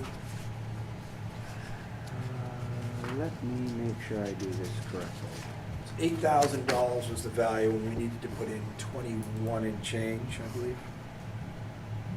Yes, the total project is 8,500, the state grant is 6375, and the town's contribution is 2125. I did suggest, because I see a benefit, and I think we already missed this grant one time before due to a similar lineup of 25% contribution, or the grant application window slipped by. So it's not the first time the planning board has tried to make this work. So I do think it would be a good idea, if we can, to add the 2125 into this warrant. And No, we I had, think that'll fit, even if we're squeezing some of the OPEB into this. but 25,000 from the roof, and the free cash was 30,000 and what, did Claire say? She said 36,000. That puts us at 51. So with the 2125 and 45 for the vehicles is 47. 61. Yeah, 61, thank you. Good math, Greg. That still leaves us 14,000, so we can still put 10,000 in if we wanted to go that high into OPEB and still have 4,000 to push back into stabilization. Whatever balance is gonna go to stabilization, or we just let it sit and roll into free cash. It doesn't really matter at this point. So this gets us, let me just make sure. Article You're 14. saying the, Article 14, be the 21. 40,000 for the admin building? I mean, the 45 admin vehicle? 45,000 for admin, he has, so 45,000. Plus the 2125 is 4725. So it's gonna leave us 13,875. So we can still throw as high as 10 into OPEB and have a couple thousand to let lie for free cash. That burns it up for this year. Assuming that 81,000, I mean, I don't understand how we have an $81,000 miss that wasn't settled at town meeting. We weren't, as far as I knew, we weren't going off of anticipated receipts. We were going off of actual receipts, I thought, at town meeting. So we gotta talk to Jean and see where that came from. Obviously, she reconciles the books end of year. Is the last thing that's done, is she reconciles those books. Probably done by mid-July. But where the heck did that come from, and why wasn't it anticipated? And if need to, we reach out to Sharon and ask her what happened, and where this came from, because I really want to try to get an answer within a week so we can get the answer well before. Because this is going to get presented to finance. I'm sure finance will sit down and discuss it, and I'd like to have that included in the discussion before the meeting when this is presented to the town. So, all right, then we'll add in the new article to support the planning board grant, 2125. Yep, Article And, 14. So I'd make a motion that we approve this warrant with the articles as we discussed, thus reorganizing, deleting Article 11 and adding a new Article 14 for the matching portion of the grant. Looking for a second. I'll second that motion. Motion to second to approve the warrant as we've discussed this evening. Any further discussion? Here now, I'll call for a vote. All those in favor? Matt Urban, yes? Dylan Clark, yes. Greg O'Sullivan, yes. All right. QRSD contract negotiation representative. How do we make out talking to the other towns? Is somebody All right. chomping at the bit to get in that committee, or? So I reached out to the other towns, and I also reached out to the school district, to see if each town needed a representative, but it is one representative for all of the towns, and so And what bet I we have asked, some volunteers. what I asked the other towns to do was have each select board, select a member to represent, and then have each one of those members get together and discuss amongst themselves on which town wanted to represent all of the regional towns. So when I was speaking with the other town administrators, that kind of seemed like the best way for us to do it without having the town administrator make that decision and, without having to get every single select board together at once, because trying to schedule, all 25 different people to get together at once would be a little challenging. So we have, everybody, almost all of the towns have their select board meeting tonight, so tomorrow I'll have everybody's representative, then I'll work on coordinating a meeting, probably just a virtual meeting between those 5 representatives, and then, but amongst those 5 people, you can pick who wants to I'm go. okay with that. You guys all right with that process? Yep. I am. I would think there are people that we've discussed having more insight in the school's budgeting process and some of their affairs for years. There might be people that are overzealous and just are trying to cut funds versus people that are just give the school anything. So it does take some consideration that we should talk about what we're looking for in the participation in this, and whichever one of us goes forward is representing our board's opinion, not just their own, in hoping to make a selection, whether it's our committee or someone else's, that's going to put forward what we want in this negotiation process. Personally, I think that the school, has probably not been as stingy with their budgeting as we have had to be over the years. They have worked within their budgets, and they have their own constraints and methods and regulations for how they budget things. But I've always felt that over the years, they could have done more. I think they have a lot of administrative staff, as compared to the number of school teachers I think they have a high administration count. And I'd be curious to learn more about that.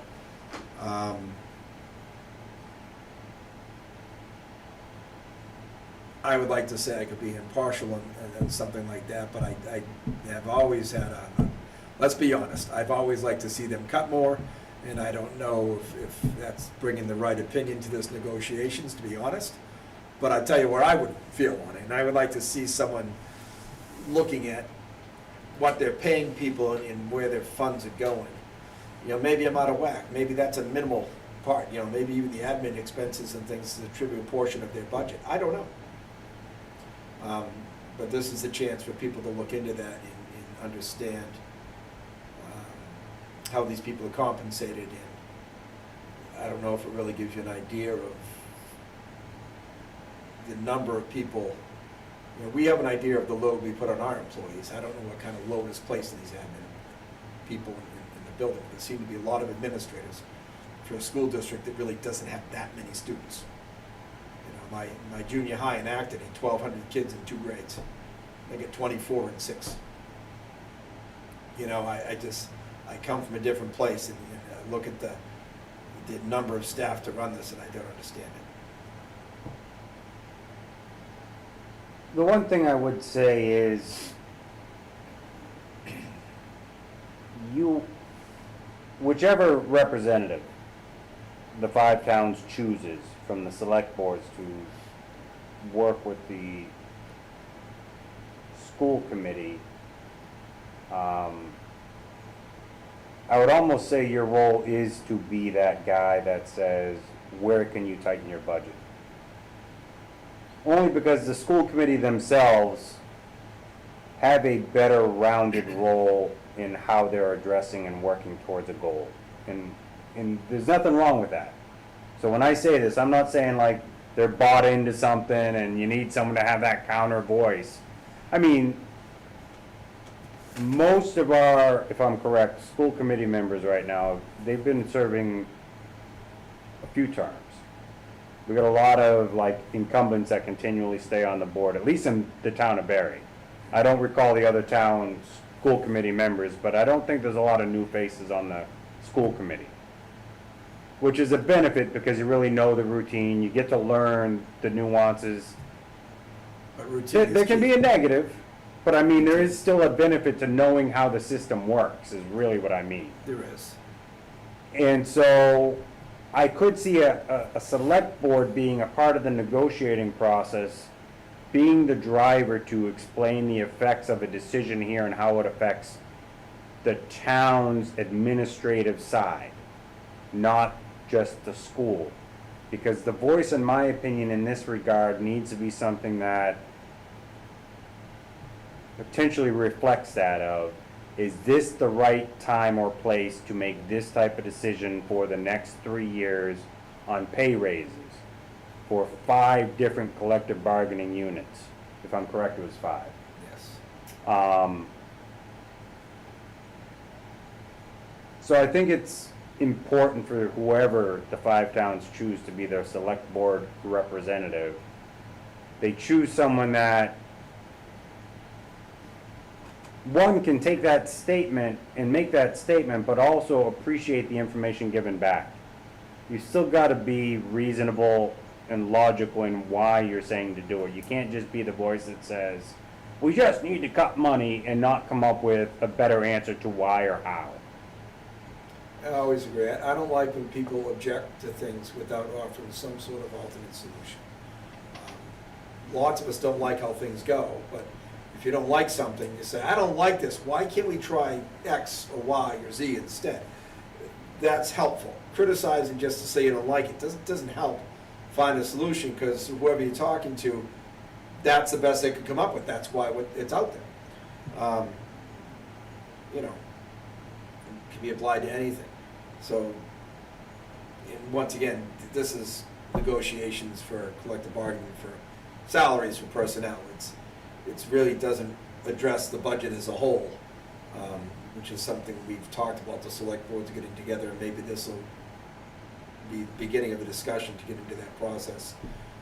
The towns have more power than they think when it comes to budgeting if we stick together. You know, we can't keep going all for one for none, and you know, saying it works for us so we're done. You know, which I feel we did a couple of years ago with the rest of these towns. Just because we can afford it doesn't mean it's the right thing to let the budget go through. Dylan, input?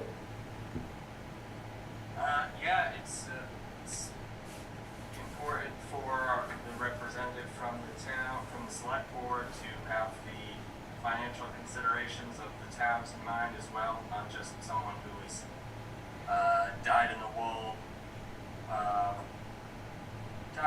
anti-school spendings or austerity, and not someone who wants to give the school everything they want. So I think, I don't know, Greg, if you were hinting that you might want to be the representative, I wouldn't say no. I wouldn't mind doing it, but like I said, I don't know. I would like to think I could be unbiased, but I have, as Matt can attest, I've been long outspoken against the school spending, and looking for ways to trim fat off their budget. I would say this, Greg, though, Doesn't mean I can't actually go help pick someone, because I know what I'd like them to do, and I couldn't be involved in that process, the select board members at least. You know, if I really think I was the best choice to go to the meeting, then I'd go to the meeting and recommend myself, but I think I could look at the other members too, and if somebody really wants to get involved and has a zeal for it, as long as they're not one way or the other too. I'm kind of one way too much, I think, to do that properly. But I'm more than willing to be our representative on the board, and you know, if need be, I'd go to the meetings. But one other thing I guess I would suggest is whoever our representative to this select board group that's gonna make a decision on who's our representative right. is kind of put on those 5 select board representatives that are in that initial meeting that just because you choose someone doesn't mean those 5 people aren't still part of the process. In other words, all 5 of you could still represent each town, and only one of those 5 is the one going to the negotiating table. But then you come back and you speak to the other 4 members that got That's a good- together. that's a good You idea. get feedback, you even get resources to go back to the table the next time. Sort of like we do in collective bargaining, one of us goes to the union, but we bring it back to the board for the decision. So we could have a caveat that our members vote. You could ask it, bring it to the table when you guys meet and see if that, It seems to me, though, if it's a school committee, that our member is sort of a token to the board, that it doesn't matter what we, but anything How you we submit actually in vote. writing becomes part of the record of the meeting. And anything that you say, and then when you review the minutes, you ask to be put into the minutes, become part of the record of the negotiation when it's all done. It won't get revealed until after it's approved, but it's still part of the executive session meeting minutes. And so, the reason I say that is, a lot of times during this process, people feel left out. They don't know what's going on. They don't know if their voice has been heard. And then when you go back and you look at meeting minutes, they could seem sparse and empty. But if this group of 5 select board members are willing to work together and put a little effort to submit something for the record as part of the negotiation or as part of a meeting with the school committee. So it doesn't have to be a meeting that is specific to you're actually bargaining. The school subcommittee that's gonna do this bargaining process, which will include this select board representative, will still have to meet to talk about the negotiations they're gonna have to do. So all of that They're gonna stuff can probably be send part one of it. representative forward to negotiate with the union rep and an attorney is normally done. And so someone's gonna have to be reporting back to that board anyways. And so all I'm suggesting is we can work together. Say you want to do salary comparisons. It doesn't have to be the same job for the same job, because you might say, what's your salaries or average salaries of your school teachers? Compare it to each town's average salary for a police officer and see how far apart they are. They might not be. They might say, that makes sense, okay. It might be, wow, we're a little top heavy on one side or the other, what's going on? And you're making it harder for us to do what we need to retain. You know, I don't know the Well, it's- numbers, so I'm not saying that's a good example, I just mean. No, it is, I It's think, something I think you could easily get the info from Jessica or even work and then give it to this person I or. think if you go through the town's book for what the salaries are, you'll find there's more than not teacher salaries are in excess of $70,000 in a year. Bear in mind, they work 36 weeks for that money. Whereas our police officers are on around a $55,000 salary to $60,000 salary for working 52 weeks. So it's almost 100% more pay for a school teacher than it is for a police officer.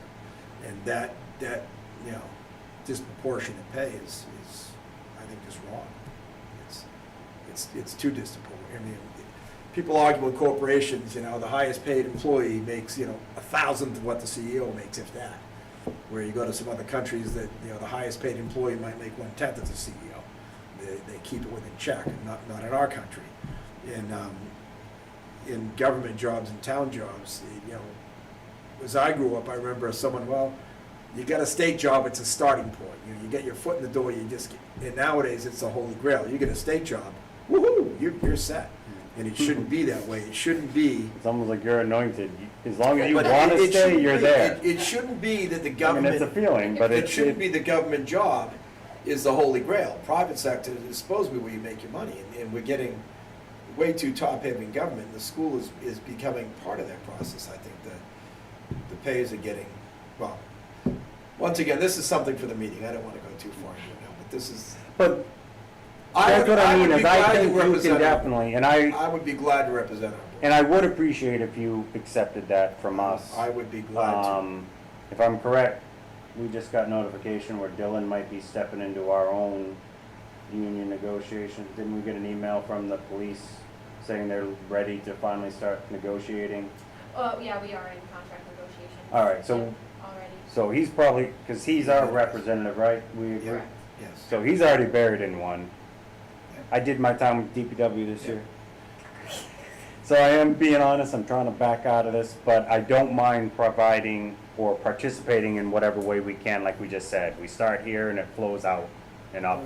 As long as you understand how my opinions are on it and what I'm working towards with the group, and I think we're gonna find in each town at least one selectman with the similar views to myself that would like to delve into this more.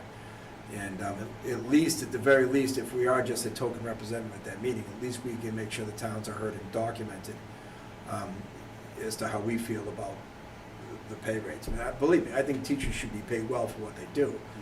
But when you get to the point that teachers are being paid double what a police officer does, it doesn't, you know. There's seem- gotta be something to better understand Yeah. how or why and find a way to balance that out a little if it's Yeah. that far off. Yeah, that's, you know, you can see, you get paid a little more for job A over B, but not 100% more. And it comes down to pretty close to that for the number of weeks they work, you know. All right, so that's. I'd make a motion that, I don't think we need to vote on it, but we can. Okay, I was just gonna- I'm saying, right. if we're in agreement, I'll represent us, and we don't need a motion for that, I'm in agreement, I'll leave it at that. but, They'll have to probably make a vote, but we don't. all right with you, Dylan? Yep. All right. Thank you, We'll Greg. take care of that. Transfer station RFP. Yeah, I read through what I could of it. It's this, similar to what we put out before. I'm not gonna start the whole business I did before about it, because as you know right now, the recycles are gone completely in the tank, so. You know, I'd be interested to see if we get back, if we get people that are interested or not. It's whether they'll want to keep doing it. I don't expect to see it stay the same. I mean, but we've got to put it out there, we've got to advertise it. Did you guys read the RFP? I was just looking inside of the documents here, so. Well, I was How gonna much say did it 50 pages, change? but- I was gonna say. How much did it change from the previous? Didn't change, the only thing that I changed was the dates. It was, the tractions I heard from it, second or third parties down the road from other companies that looked at it, was that it's way too lengthy. 50 pages is excessive for the RFP. The RFP could be, the advertisement could be much shorter. Okay. And we can still spell out, if they want to get a contract, an idea of what we're looking for all these things. But there's got to be a way to streamline the request for proposals that doesn't sour it to so many companies. I 'Cause can look at. literally nobody put in but one company last time because of how it's written. Okay. And before you talk, when we had a discussion with the gentleman that helped the Board of Health, they consulted with our Board of Health in writing this. That gentleman used to be an employee of the company that now runs it. So he, literally what he did for them was he wrote their contracts for them. That was his job. So lo and behold, here he is writing basically a contract for that company, and we're farming out as our RFP. I thought that his involvement was inappropriate then. I think it's inappropriate now to continue to use his work. Because I think it was, if you took, any other company said, hey, Waste Management, give us a copy of your typical contract you use, then we change it out and made that our RFP, it's gonna be very suited to them, and they're gonna be glad they're gonna give us a price. And everyone else is gonna be skeptical. And I think we're cutting out our ability to get any other interested parties in this because of the way this is written. Well, the biggest problem I have with this whole thing is there's nothing in here requiring any type of actual maintenance on the property. Care of property is only about, they're not gonna break it, and if they do, they'll fix it. But if you've noticed, The mowings. well, the mowings is one, the wood sheds are starting to fall apart. Even if it's not their responsibility financially, I've seen a lot of contracts where it's like, if it doesn't cost you more than $1,000, then you own it. If it's more than that, you submit a bill to the, proposal to the town, and we fund that proposal to make a bigger capital upgrade. Choose the number, maybe 500. But the idea that we've only got one working set of stairs to enter between the two plastic recycle things. We used to have 3 before this company took over. One's fallen apart and been thrown away, the other one's fallen apart and just waiting to be thrown away, and then we got 1 left. That's not what we gave them when they started, but the Board of Health apparently does not consider it an issue. Because they manage this, apparently, they have some authority that, I still want to find out how legally they were given the name on the deed just because we accepted it from Waste Management. Why did it land? Who gave the Board of Health the authority over the Board of Selectmen, or did the Board of Selectmen give it to the Board of Health without telling the town that that's what they were doing? Waste Management gave it to the town. How did it end up under the name of the Board of Health? And why do they think they should not only manage it, but then regulate themselves in managing it? I still see a conflict I don't understand to this day. Given the opportunity, I would still put a bylaw up there to change that. Put the management of the site under the Board of Selectmen and the regulation of the site as it should be under the Board of Health. The enforcement. Separate the two. Well, the regulation comes from the state, the enforcement should be the Board of Health, and there should be a third-party manager, yes. And that's all I mean. Which Right is typical now, government. There's always they're 3 managing entities. themselves, and I don't understand as I see our own property falling apart, and this contractor brings in new property of their own and just pushes our stuff in the corner and lets it die. Because that's what they're doing with the old containers that they don't need because they changed the compactor system. The ones we used to have are just sitting in the corner, getting rained on, snowed on, dying in place. And I shouldn't have to be the one to bring it up, because every time I talk to the Board of Health about this, they kind of get mad at me. And then they tell me it's their job and then stack up. I'm just putting it on the record. They've done a poor job managing our transfer station. So we need to research.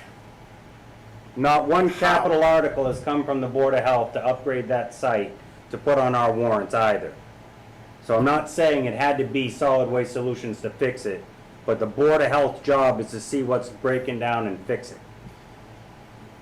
So we need, well, their contract is 1 year. Was it renewable again, or was it only the 2 of them? I don't know if it was We did a renewable. 3-year contract the last time, I think renewable each year, so it was like a 1 year with So a it's renewal still- each So, time. but we have to give them notice by what, December, I think, 6 months? So we still have some time to polish up this RFP. But if you get the idea, there's gotta be something, maybe, I don't know, reach out to another town or Yeah. reach out to another company and see what they typically do, because we don't wanna have only one person respond to this. That's not a good RFP if only one person responds, which is what happened last time. Right. We had other ones just, they looked at it, they looked at it and said, what's this book? I'm not gonna read that, I'm not gonna, you know? And they wouldn't even give us a proposal because they weren't gonna read through the 50 pages of garbage.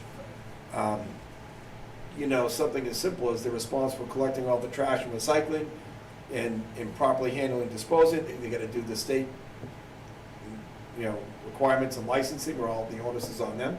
And they have to maintain the equipment that's there and keep it in operating condition, or replace it if it's not. It doesn't have to be 50 pages long. Right. You know, the specifics of what we expect can be spelled out after the fact. You know, see Exhibit A for requested hours of operations and expected use of recycling and metal pile and things we expect them to keep. But generally, this is a contract to manage and run that station. I don't know how it morphs into 50 pages. That doesn't need to be in there. A lot of it's just standard terms and conditions any town would put in there. Right, but not in the RFP. Yeah, it's your bid doc, it's in the the whole con- thing. in the This con- is the contract. This isn't like I know, but it's not the same as an RFP where you're approving based on skills and talents. You're approving based on a proposed dollar figure. right. But we can say we're looking for someone. The RFP can simply looking for a company to manage and oversee the transfer station, the town of Barre, to include these following things. To view the entire contract, see our website and get a copy. To farm it out as 50 pages in itself is overwhelming. Short and sweet what we're looking for. couple of page document, they know what they're looking for. Then they can come pick up the contract and look at it at their leisure, and they can make, you know, it's a contract, they can negotiate the contract, we can make changes to it. But to put the whole 50 pages out, asking for proposals sours it to people. Nobody wants to read it, nobody wants to get into it and understand it. And even the contract may not need to be as lengthy as it is.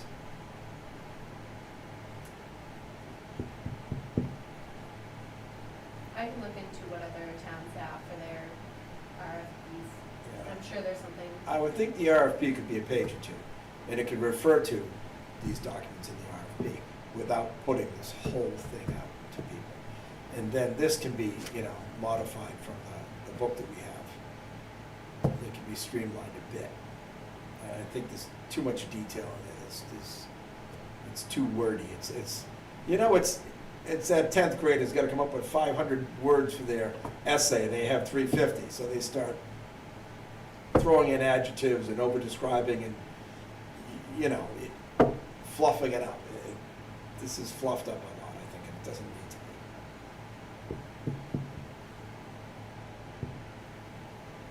be. Dylan, have you taken some time to go through it? I know this is new for you. We've dealt with this before. Yeah, I mean, I've been skimming it. It's a pretty meaty document. There's a lot to it. Can you see why it turns away people if that's the RFP? Right.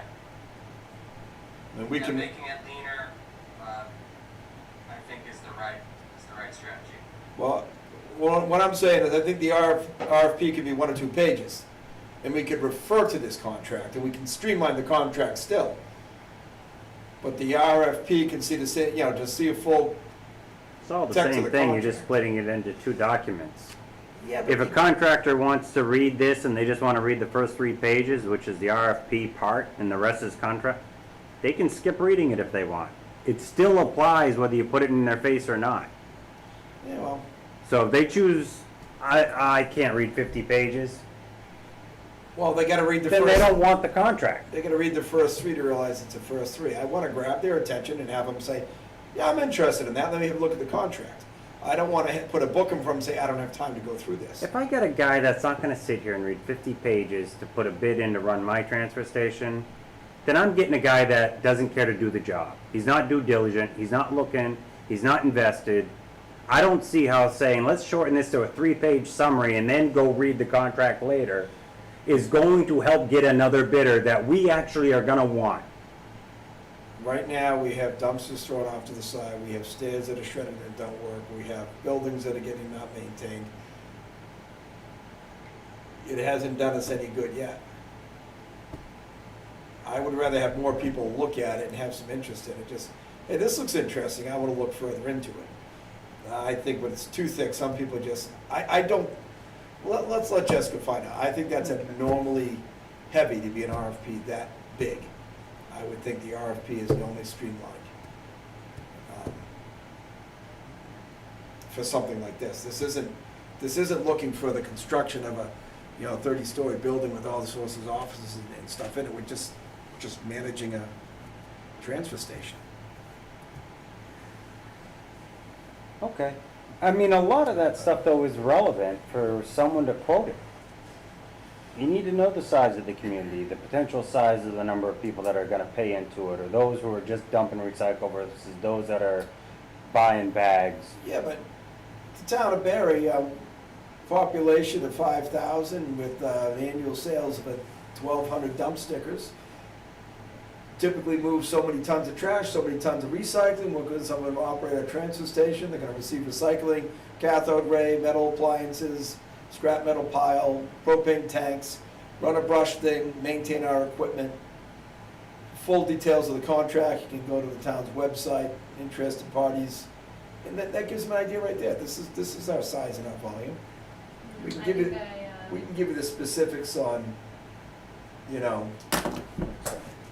certain legal requirements I think you can't skip, though. Right, I Or mean, you're going to be contested on every bid result.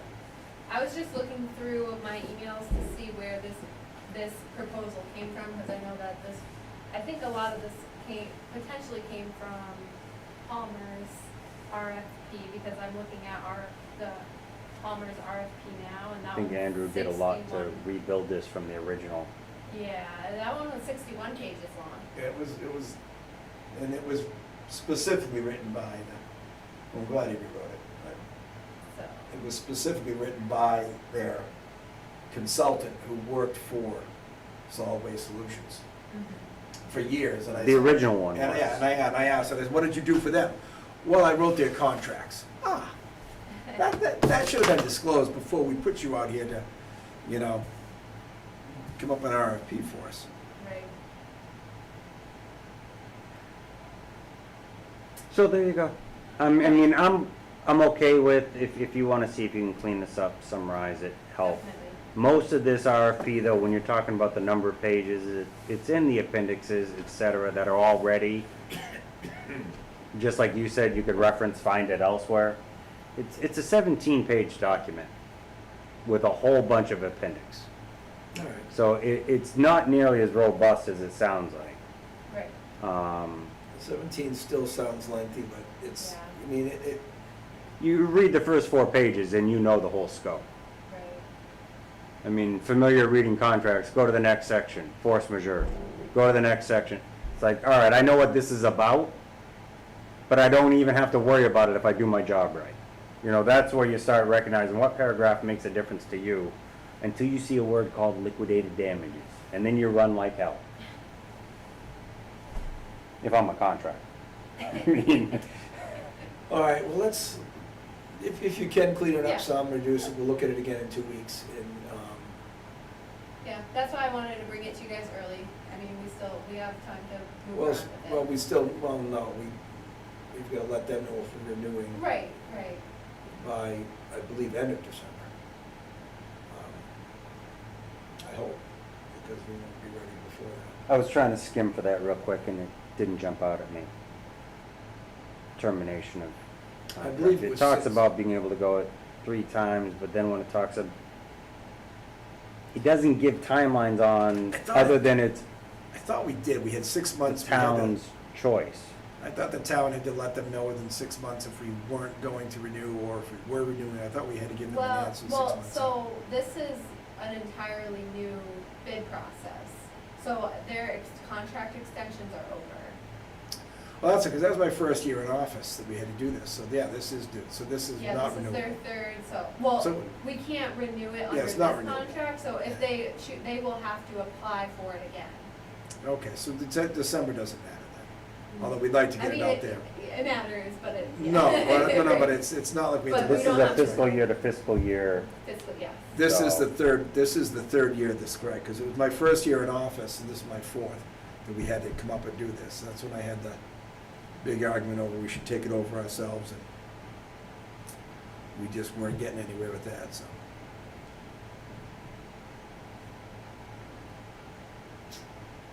All right, let's move on. Okay. We'll clean it up a little bit, we'll look at it again in 2 weeks. Street sign committee. What did we find out about our bylaws and street signs and how it's put together? So the bylaw says that the Board of Selectmen has the power to delegate, who makes those decisions.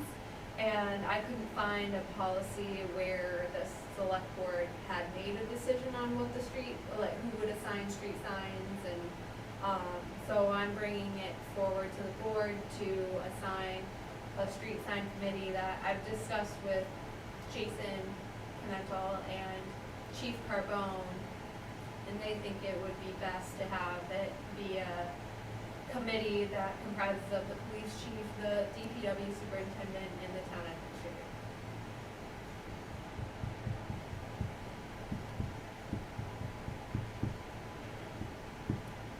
Do we add a select? I make a motion to accept that proposed committee creation. Yeah, I'll second that motion. All right, motion is second to form a committee for street signs, police chief, DPW superintendent, town administrator, and a second. Any further discussion? Hearing none, I'll call for vote. All those in favor? Ed Urban, aye. Dylan Clark, yes. Greg O'Sullivan, yes. Now, I was gonna say the same three and debate whether or not we wanted to be in there, but they're here day to day, it's their business better than ours, so let's leave it. It's always easier for someone to complain to me and I just say, blame those three. Well, we can always bring it forward when people have their complaints, but I Thank mean. you. All right, these election policies, where did these come Yes, from? You so or from Ellen? or- Ellen, yes, Ellen has requested that the select board, entertain these two policies regarding the election.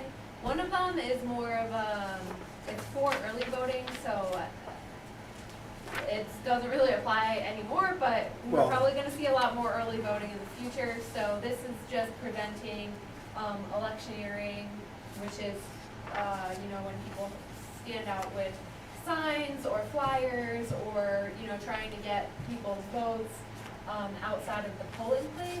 And so that just institutes the 150-foot rule during early voting, which, I would think that this would apply to early voting as well. but There I you think go. We're kind of in a new territory, so I don't know if the state law covers. That's what I'm wondering if this is redundant before we move forward with it. It's not gonna help us at this juncture, this election.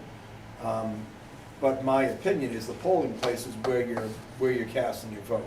Once we've approved early voting, this is a polling place. It should already be covered under the federal campaign, the state campaign laws. It shouldn't have to be voted in. So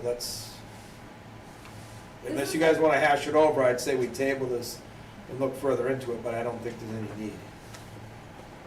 I would only suggest doing it anyway, because then we don't have to worry about the state interpreting it differently than we thought. And we get what we want. There's no reason to have electioneering within 150 feet of a polling place, no matter what time or type of vote it is. If it's considered an appropriate local, state, or federal election, Right. maintain the same 150 feet, no matter what you want to call it. I mean, because it is the intent of the law is allow people to feel like they can go vote and not feel intimidated. Right, what I'm saying is, I think once this is a polling place, it says polling place, once they're voting here, it's a polling place. This is So, a so I policy, believe the law already applies, is what I'm saying.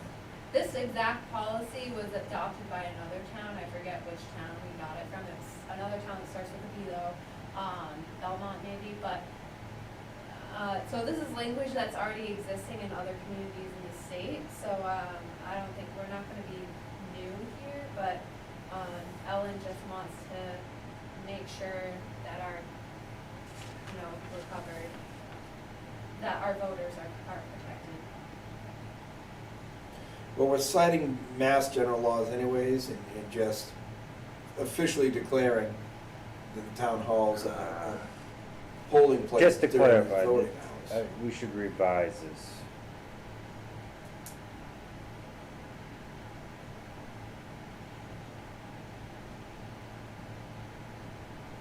The reason I say that is when I read it, if you get past the first sentence that states early voting period, colon, it then tells you all the things that can't be posted or shown or done.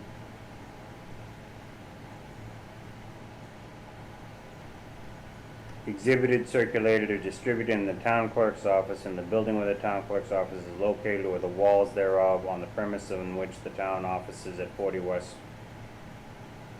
Rather than identifying it by the designated polling place, more generically. Okay. Instead, it just says it's this building. What if next year we say, we're gonna do it at the senior center, not here? Right. Now this says, this place is also still protected from the same rules. Right. And I'm not saying it shouldn't be, but I would question whether that was her intent. Like, is she trying to keep people from influencing the clerk's office? And I don't know if that makes sense, but I just don't want to assume that that isn't what she meant. Right. Well, we could leave it as it is and just add, or any other buildings designated as such polling places. Designated by, or approved by the Board of Selectmen as requested by the town clerk or however that process Right, works. because she requested the dates and times here, and we approved them. So we could just say, or any other approved polling locations. I can go with that, because if she goes back to using like the American Legion, that's a private, Right. so we gotta make sure it covers anything that may end up landing on private land as well. Then, we're just citing the state law, so we're not gonna conflict, even if it's redundant, it won't be conflicting. That's what's important.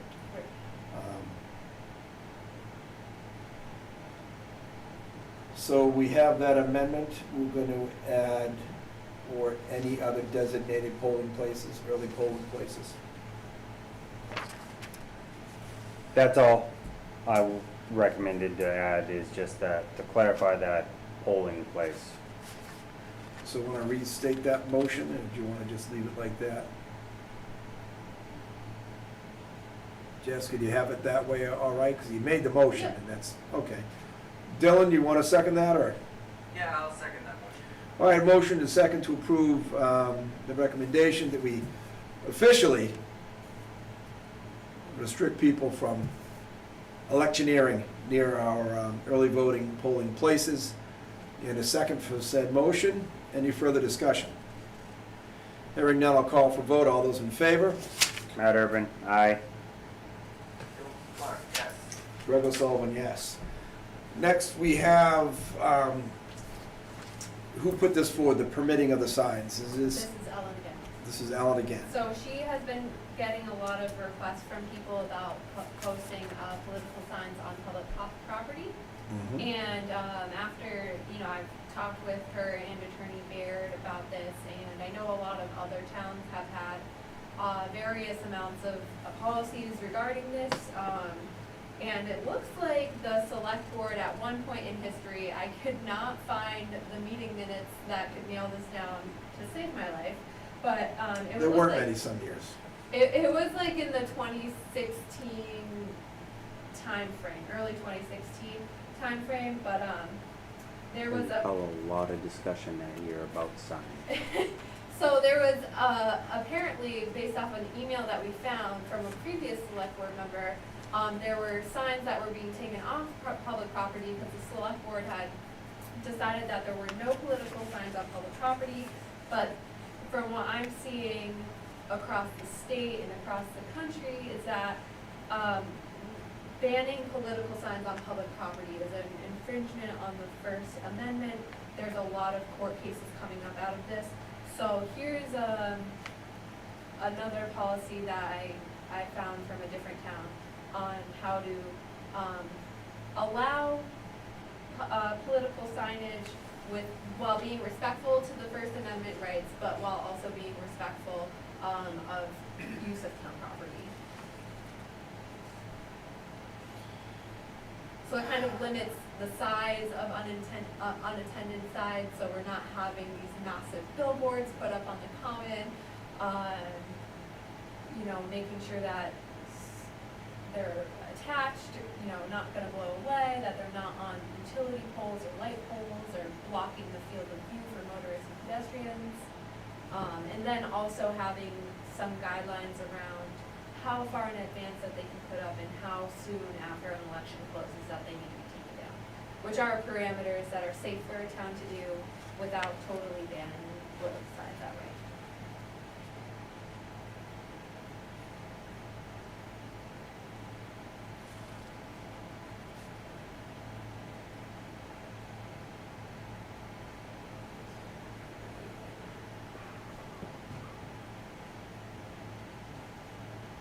I am just curious if 48 hours is too tight of a window after an election.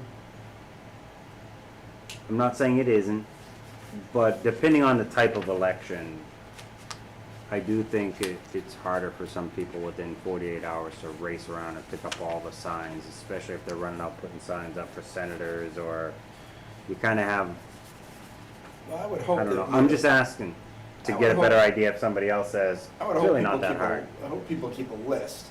I think Well, you're talking about 2 working days now, so elect Yeah, but- on Tuesday, now you got Wednesday and Thursday, you're going to work, but you If you- also have to work, gotta run around and get your signs. If you're thinking about campaign signs, it's not so much a public property as it is private property they push to get it on. And that's up to the homeowners to take it away, they just take it down themselves. We just need them to take it off of the public land, so I don't think, you know, if you're putting them out, if you're somebody going for, you know, Gotcha. the Worcester district, for the US Senate seat for the Worcester County, you may not, you know, you're not handling all, whatever there are, 20, whatever, cities and towns in the district, I forget if you're in that district, but you have delegates in each area working a certain area. So one purpose, it might be handling 6 towns. They can go to 6 towns and pick up their 10 signs in a day, and they should have a list of where they are. So I don't think it's unreasonable to say, hey, you put us on a list and you get these out of here in 2 days. I don't think that's unreasonable. And I would think the ones on private property, where there's many, many, many more on private property, that the homeowners are just taking back at leisure. It's their property, they do what they want. Okay. I'm happy with 48. I think just because, I understand what you're saying, but I think it's split up enough and delegated out that it can certainly be removed. Next question. How do you enforce this? Other than you pick it up and throw it away? So, yeah, that's an interesting one, and there were enforcement, written into this previously, but it came from another town where, you know, this has gone through a longer process where there were fines associated, which, you know, has to go through a public hearing, which we don't have, that kind of time for this election at least. And then there was another enforcement authority that was a part of a mass general law, but that would require this to be a bylaw, which this is, again, that would require a longer process to make this into a bylaw. So really the enforcement authority is that once it's on town property, if it's not taken care of as listed in this, then the town, it becomes the town's property. You can take the sign and get rid of it if we Exactly. verify that it Yep. if went it's- outside one of our restrictions. Right, Or if it's not listed and permitted because they didn't ask. right. And if we wanted to, if it became an issue, then we could always go to the town body and say, we're gonna want a $10 a day fine on these things or something. And then the town vote that in, but I don't think we need to get to that point. And it's No, I also, gotcha. I mean, well, there is a procedure of getting the permit to put the sign up, but if somebody puts a sign up and we don't know whose sign it is, how do we assess a fine on somebody's Like, who sign put that the we sign don't up, know? Yeah, like, we don't know who. don't get me what are we wrong, gonna do? but if Like, I was an evil person, I run around and grab the person I don't wanna win out of everybody's yard, and I go put them on the triangle down at Valley Road on public property, so they get fined. Because nobody knew I put the sign there, Well, no, you could but only, if I'm against Ann Goby, it's like, You I'm can only- putting all the signs down you there could just so only she find, gets you could only fined. find someone who took out the permit and put the sign in. Then Everything put it else, over- you just take signs and throw them away. Otherwise, if it's not permitted, it's removed. Right. Then they say, hey, And that's someone fine, took my that's all I sign. meant when it comes to enforcing, it's like, Someone are took you my sign. gonna well, you blame the didn't- person you didn't whose get a- name is on the board? Right. You didn't get a permit. Because Someone that took my doesn't sign, you mean didn't get a they permit, so. put They it there. yeah. So Okay. it's- You know, this kind of sets up rules, hopefully people play by the rules. If they don't, if people don't get the permits, you yank the signs. We don't throw them away, we yank and put them in the office. People come to complain and say, well, fill out your permit, let me know who's taking it, and you'll get permission. And then they can go put the sign back. Then if it's not gone, you know, they can be subject to penalties in the future if we get to that point. Which I don't think we're there now, so. Just make sure if we do any of this enforcement, someone takes pictures before they touch the sign. Do verify, here's the record of why it failed. Yeah. Yeah. I would just say internally, let's make sure that's part of our procedure, that's all. Well, I'm all I right. like it, I think it's useful, and I think it helps with at least the election sign issue. Yeah. There's no need to push it through now. If you guys want to wait and hash it over a little more, think Well, about if we it. push it through now, we can tell everybody to make sure you get your signs out of here by Thursday. I don't know. if I'm we can- joking. Um, You're right, it's not gonna make a huge difference right You now, know- but I do like the concept. I like it too. It's really gonna, it won't be relevant really until like next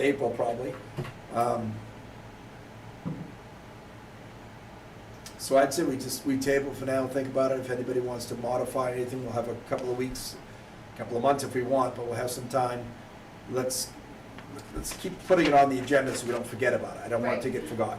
That's why But we're I- kind of addressing this now, is because we're thinking about the elections right now, so. Right, so let's keep bumping this on the agenda for a couple of times, and if we don't make some changes in the next 2 or 3 meetings, we'll go ahead and approve it and push it through, but let's just keep it open so we can, sleep on it a few nights and think about it, listen what people have to say about it. There's no rush for it. Agreed, and we could potentially use this to build on to an actual bylaw, like you mentioned, if we think Right. there's an appropriate fine that should be assessed. We can put it into bylaw. Okay, COVID update. COVID update, so it's not as much of a positive update this week, just because, the governor is rolling back his policies that have allowed businesses to open up more gradually, and he's taken more of like a statewide approach. And this Friday, there's gonna be a limit on gatherings again, so it'll be, indoor gatherings will be limited back down to 10 people, and, outdoor gatherings will be limited back down to 25 people. Bars, restaurants, any kind of other establishment, including like casinos and, gyms and other places have to be closed to the public by 9:30. There's a stay-at-home order from 10 PM to 5 AM now, and the way I interpret this is that the governor recognizes that a lot of the issues of COVID spreading is happening because of a young population, a lot of college-age population that are coming together in large gatherings and not making necessarily responsible decisions, and that's causing a lot of spread. So he's kind of trying to target an area that would be a time when it's most popular for young people to congregate together, which will be like the late night on weekends. So that's a little unfortunate. I don't think it'll have a huge impact on businesses around here, just because it does allow people to still go out to eat until 9:30 PM. A lot of restaurants are kind of wrapping up their operations by then, and even then, they're still allowed to do takeout and delivery past 9:30. So, there's still that option. Also, the town has seen 4 new positive cases in the past week, and we've also seen that the town of Hubbardston is now red, which, everybody can take that with a grain of salt, but because it is due on how many cases per 100,000, and in a small town, once you get one case, that percentage goes way up. But I still think that, everybody should just remain vigilant, and going into the holiday season, just keep the health of your family members in mind. Thank you. As far as the CARES Act goes, I haven't received any funding yet. We are still, I've communicated with the state on a couple of items that they had questions on. I think that this round of the CARES, versus the first round of the CARES, they're kind of going through things a little more fine-tooth than they did in the first round. So I'm assuming that's why there's been a delay. A lot of questions for a lot of towns. That makes sense. As far as the COVID things, I've made my opinions on it very clear. I'm not gonna get into it yet again. I don't know, Matt, if you or Dylan want to speak on it, feel free. Give a few minutes, we're already pushing 3 hours, so we've had a lot to cover and got a lot done. I'm disappointed we're pushing martial law here to restrict people's hours, they can be in their homes, and this is ridiculous. That being said,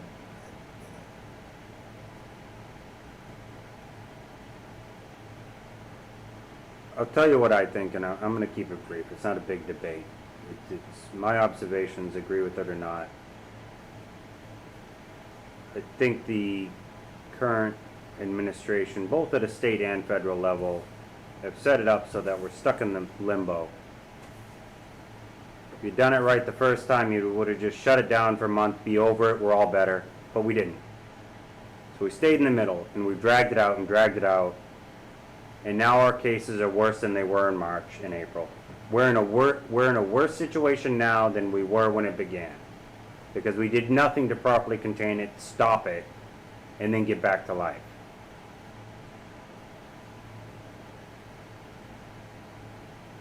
I understand trying to give everybody the freedom to choose to die. Don't get me wrong, that's pretty much what we're asking for those that don't want to get stuck in lockdown and said don't do it. You want the right to die.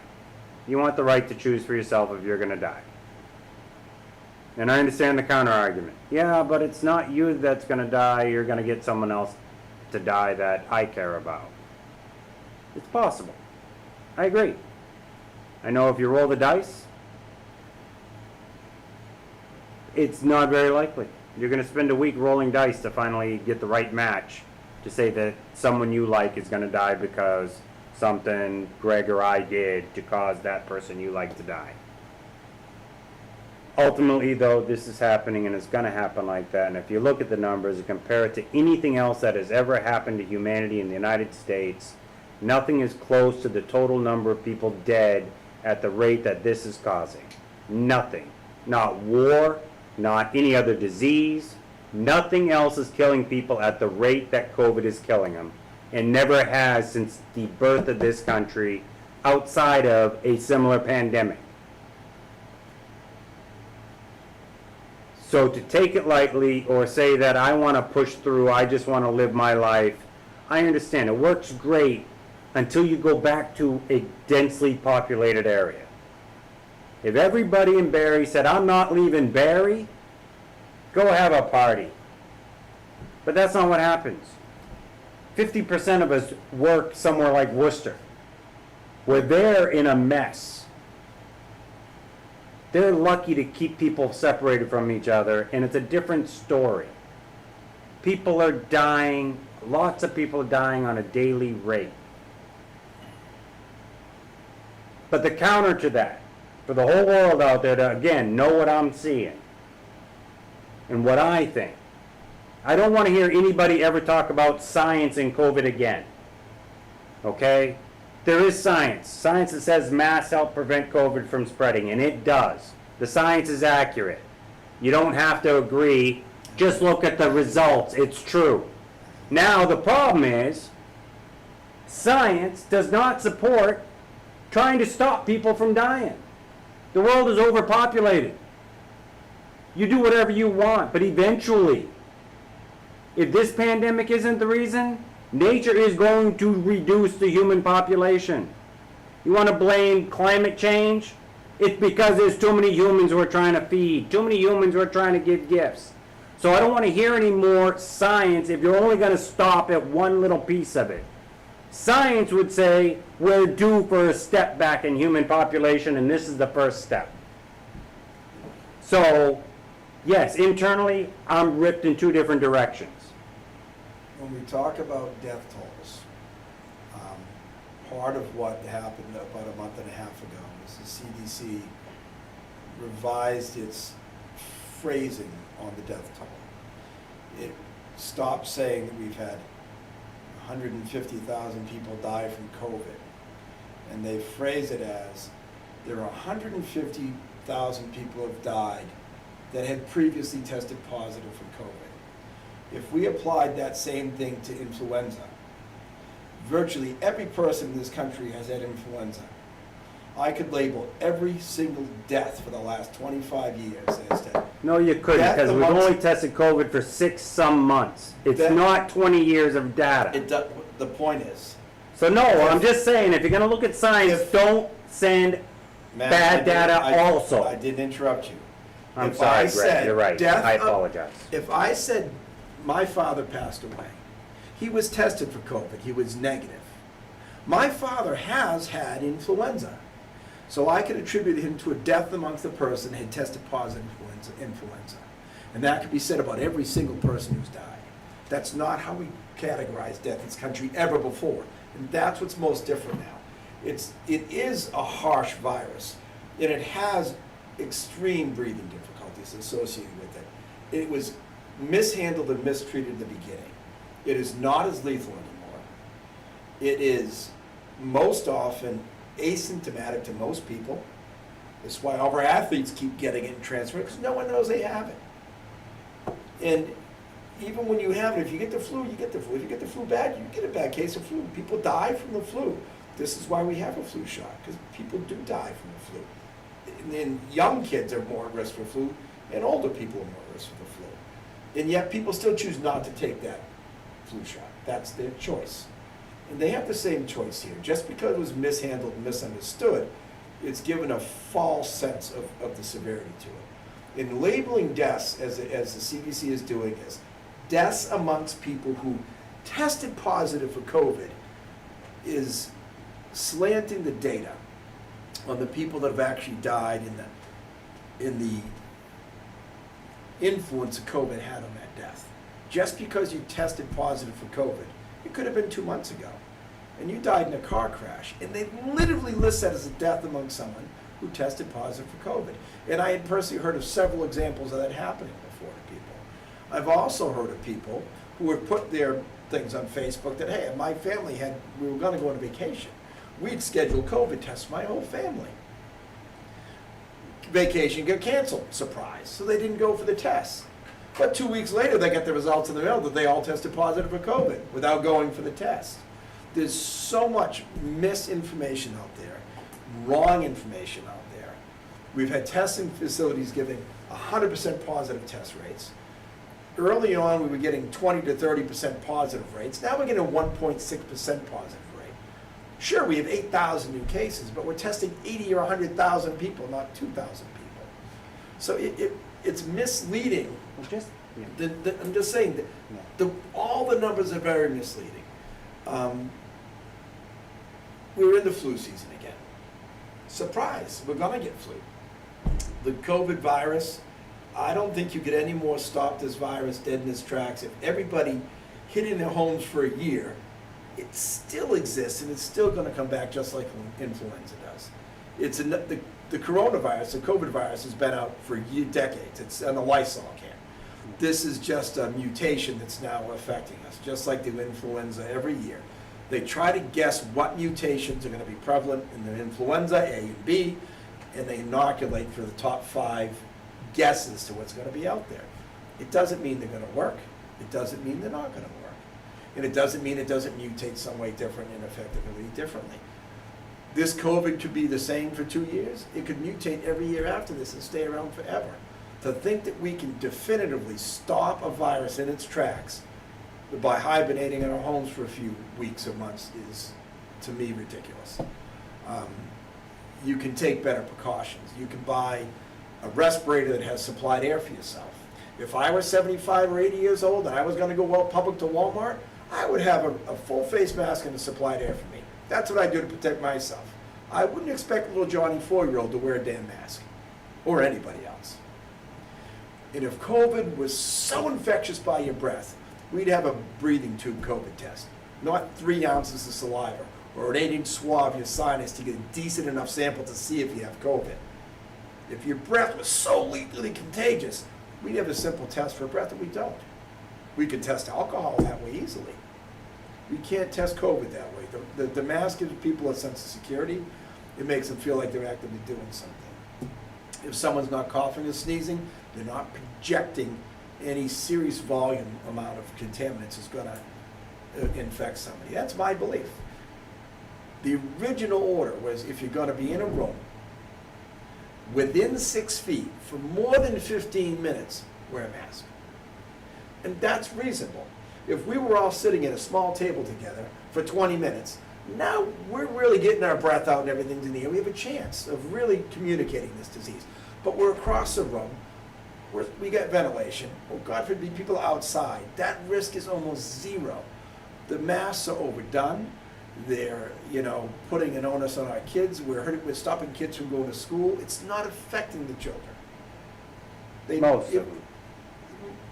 There's been no lethal school-age kids in Massachusetts from the COVID, and that they would even attribute to someone who had caught it. So I understand your point on it, but most people, I feel, I don't watch the news every day, so I don't get the hysteria. When I do turn news on, that's all I see is COVID, COVID, COVID, every single day. There's so many thousand new cases, you know if you get tested positive and you go back every day for 2 weeks, still comes back negative, that's 14 positive test results. They count as 14 new cases. They count that as 14 new positive tests. They That's don't- not how it was described to me by our town public nurse. They can track s- the name and they do not they- repeat that person as long as they stay Right, but positive. what you see in the news isn't new cases of COVID. It's so many positive tests today. They are kind of redundant tests, and I've seen many articles that have said that's what they're doing. So we're getting false numbers of high. We're getting people that die from a car accident that tested positive for COVID. That's a death among someone who tested positive for COVID. You know, a lot of people, and it sounds harsh when you say, so many people are gonna die every year, and certain people who are more health risks will die within this year. That COVID may have stepped that up a few months, but it certainly hasn't taken, in most cases, not all, it doesn't take an otherwise healthy person and strike them down. There are exceptions where that happens, there's always exceptions. Now, you could crack out a peanut and eat a peanut, and the guy next to you drops dead because he's so lethally allergic to peanuts. These oddities happen. But by and large, this COVID is not taking healthy people otherwise and striking them dead. It's given them a miserable time and a miserable couple weeks, and more often than not, we're finding out it's giving them nothing. And I just, Don't get me wrong, hours I to be locked in generally your agree house. with, to lose your freedom to travel within this country anywhere at any time. there's no way is to verify our ludicrous. data either side. You see what Yeah, you're but- saying, and I can read another data set, and we can both hear how that data is coming. And the truth is, we're all getting it second, third, fourth, fifth down the telephone game to the source of how is that data actually accumulating. We don't live it. When you look back at the And Black so it Plague, frustrates me because you look at people that die from these other plagues, with it bleeding out of their eyes and their nose, and they're coughing up blood. There's something wrong here. That's a pandemic. That's killing people left, right, and center. It killed like 1/7 of the whole population. This isn't that. This isn't bring out your dead and we have people laying on the side of the road waiting to pick up the dead corpses here. This, no, it's because we're no longer in the dark ages where we do that. Instead, we bring them to even the still- hospital, and then we send them to a cooler storage shed out in the field because we ran out of the morgue space. if 1/7 of the population in this country died from COVID, we'd lose 50 million people.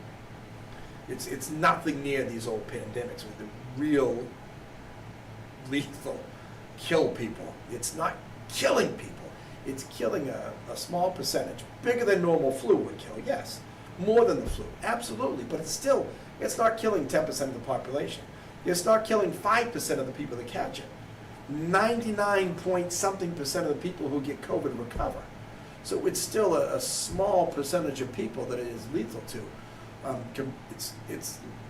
When you talk about it's killing people, I'd say, yeah, hey, 30% of the people who get this die. That's pretty serious. 10%, 5%, but not less than 1%.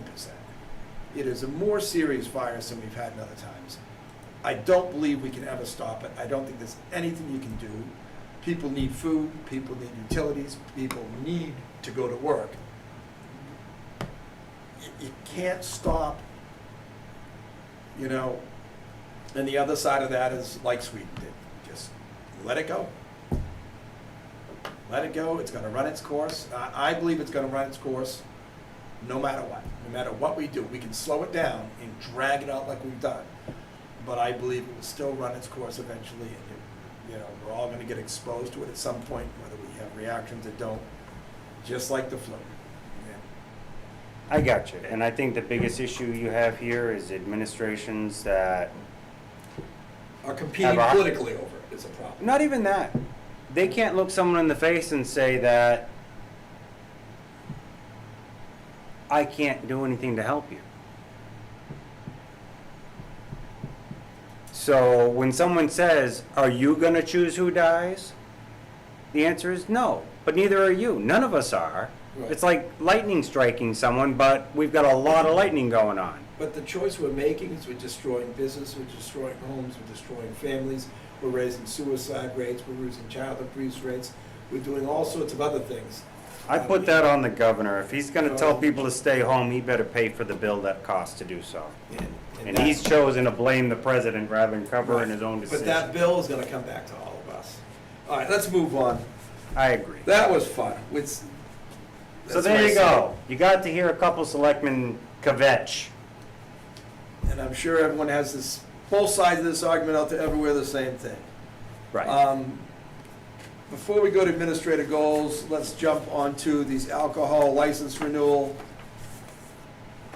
This is just saying you've been getting them in? We need to sign them? So, nope, We have, so, this is a letter from Camille. right, so we did get one piece of communication from Harding Allen Estate asking if, the alcohol license could be reduced, because they've experienced a lot of hardships this year. There are some towns that have been entertaining a reduction in alcohol licenses. We've already sent, as this email indicates, we've already sent the liquor license renewals to every business. And we have received a good response rate back, like people are submitting checks. This is the only business that's questioned it. So it's really up to the select board on what you want. Do you have our current fee for the public, what we charge for a liquor license in this town? It's not, well, it depends on which liquor license, but for the most common Theirs is ones, for on-site consumption, $9.45. $945. Their functions are probably severely reduced right now at that place. This is not a liquor store, people are still buying. The restaurants can still have for something percentage of their, until it gets cold here. The restaurants stay open. I'd be curious for them to open their books and show us what kind of reduction they suffered in their business before I consider reducing the fee. But I would entertain it if they have been severely impacted. Liquor is, I think if we want to help them, we should do it in another way. Otherwise, you're helping a liquor store, but you have no means to help a restaurant that doesn't sell liquor. well, That it's- also has suffered. I think that liquor is a minor part of their sale there, really, other than, I mean, they do sell it at their events, but I would think their damage is probably more from losing the catering events, it's so many dollars they had for every meal that comes in there. I gotcha. I mean, officially, Ice House Pub hasn't completely closed, But they haven't done but they've had anything. no business because they've been shut down the entire time. Talk about someone that's been hit harder. How are we gonna decide whether a restaurant with an alcohol versus an event type place with an alcohol versus? Well, Ice I'm House just certainly- saying, I think it's, Ice House could have opened. They it could might have be opened better at if we can capacity. put something before the town to find out, what type of other ways we can help our local businesses, but I don't know if we can. I mean, yeah, the Board of Selectmen could make that decision, we could approach it via the license fee, but I think there's a broader, But we also have to be careful, if we talk about cutting our revenues to the town, that's our town resources, what's next? well, that's kind of what I mean, You know like what I it, mean, I would say reduce, not cut. I mean, if they really are getting hurt in sales, but let's face it, how much is the sales- $400 gonna make a difference to them in the whole year annual revenue? right, your choice is throw away the license and don't sell any booze, and they probably still sell enough booze to justify a $1,000 license. I understand where they're coming from, but I just don't see how, even if we slash it in half and we're only asking for the $475 or something, what's that $475 gonna do to them to their actual annual revenue? How's that gonna save Harding Allen Estates, $475? So we're not really helping, we're hurting the rest of the town by not getting the limited revenue we already are hurting. Mhm. So, it's nothing against them, I'm just trying to think out loud. Yeah. So it's- this isn't a final, I'm just thinking out loud. Yeah, for those that listen, we don't, once again, discuss these things before we get here, so we don't hear their thoughts. We just, we see the message and we don't get to discuss it or think about it. Dylan, you want to add anything to this? Yeah, I want to think about this a little more before we start removing revenue streams just because people ask us to do. Yeah, I'd like to maybe make it a little bit more equitable system to address how various people and businesses are hurting rather than piecemeal one at a time. So I'd like to look at this a little bit more, think about it, and maybe revisit it at a future meeting, perhaps. Fair enough, so we're gonna table that for now. And we still have meeting minutes, we still have. I'd like to table the meeting minutes, You didn't read them, or, correct? okay, we'll table the meeting minutes. Mr. Chair, don't forget about the executive session. Yeah. All right, Jessica, can we put off your goals again? It's published online for anybody who wants to look at it. I just say, we're already pushing hours here. This is a very lengthy meeting with a lot of stuff we had to cover.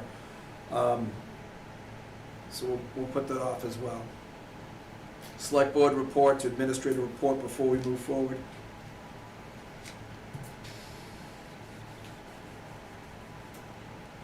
My report's online. Yeah. The only thing I was gonna bring up, she put in her monthly report regarding the regional emergency communications Yeah. meetings about potential she covered that in her monthly report, so it's there. So I've got nothing further to add. I did participate with a pre-meeting with Jessica, Rob, and John, our two chiefs and administrator. So we did do as we had mentioned we would do before they went and started their meetings. Otherwise, look up her, she's got it covered. Yeah, I went through it. I'm into town, she said it's posted, so if they want, read her report. Dylan, do you have anything you want to bring up, selectmen-wise, before we go to executive? I do not. I look for the appropriate motion for executive session, and I would say only come back to adjourn from there when we move. I make a motion. I'd like to make a motion that we exit regular session and enter executive session. Only to return to normal session for adjournment. Okay. I second that. Motion is second to go to executive session. Need a roll call to move. All those in favor? Dylan Clark, yes. Matt Urban, yes. Greg O'Sullivan, yes. Just to let us know when we're off, please.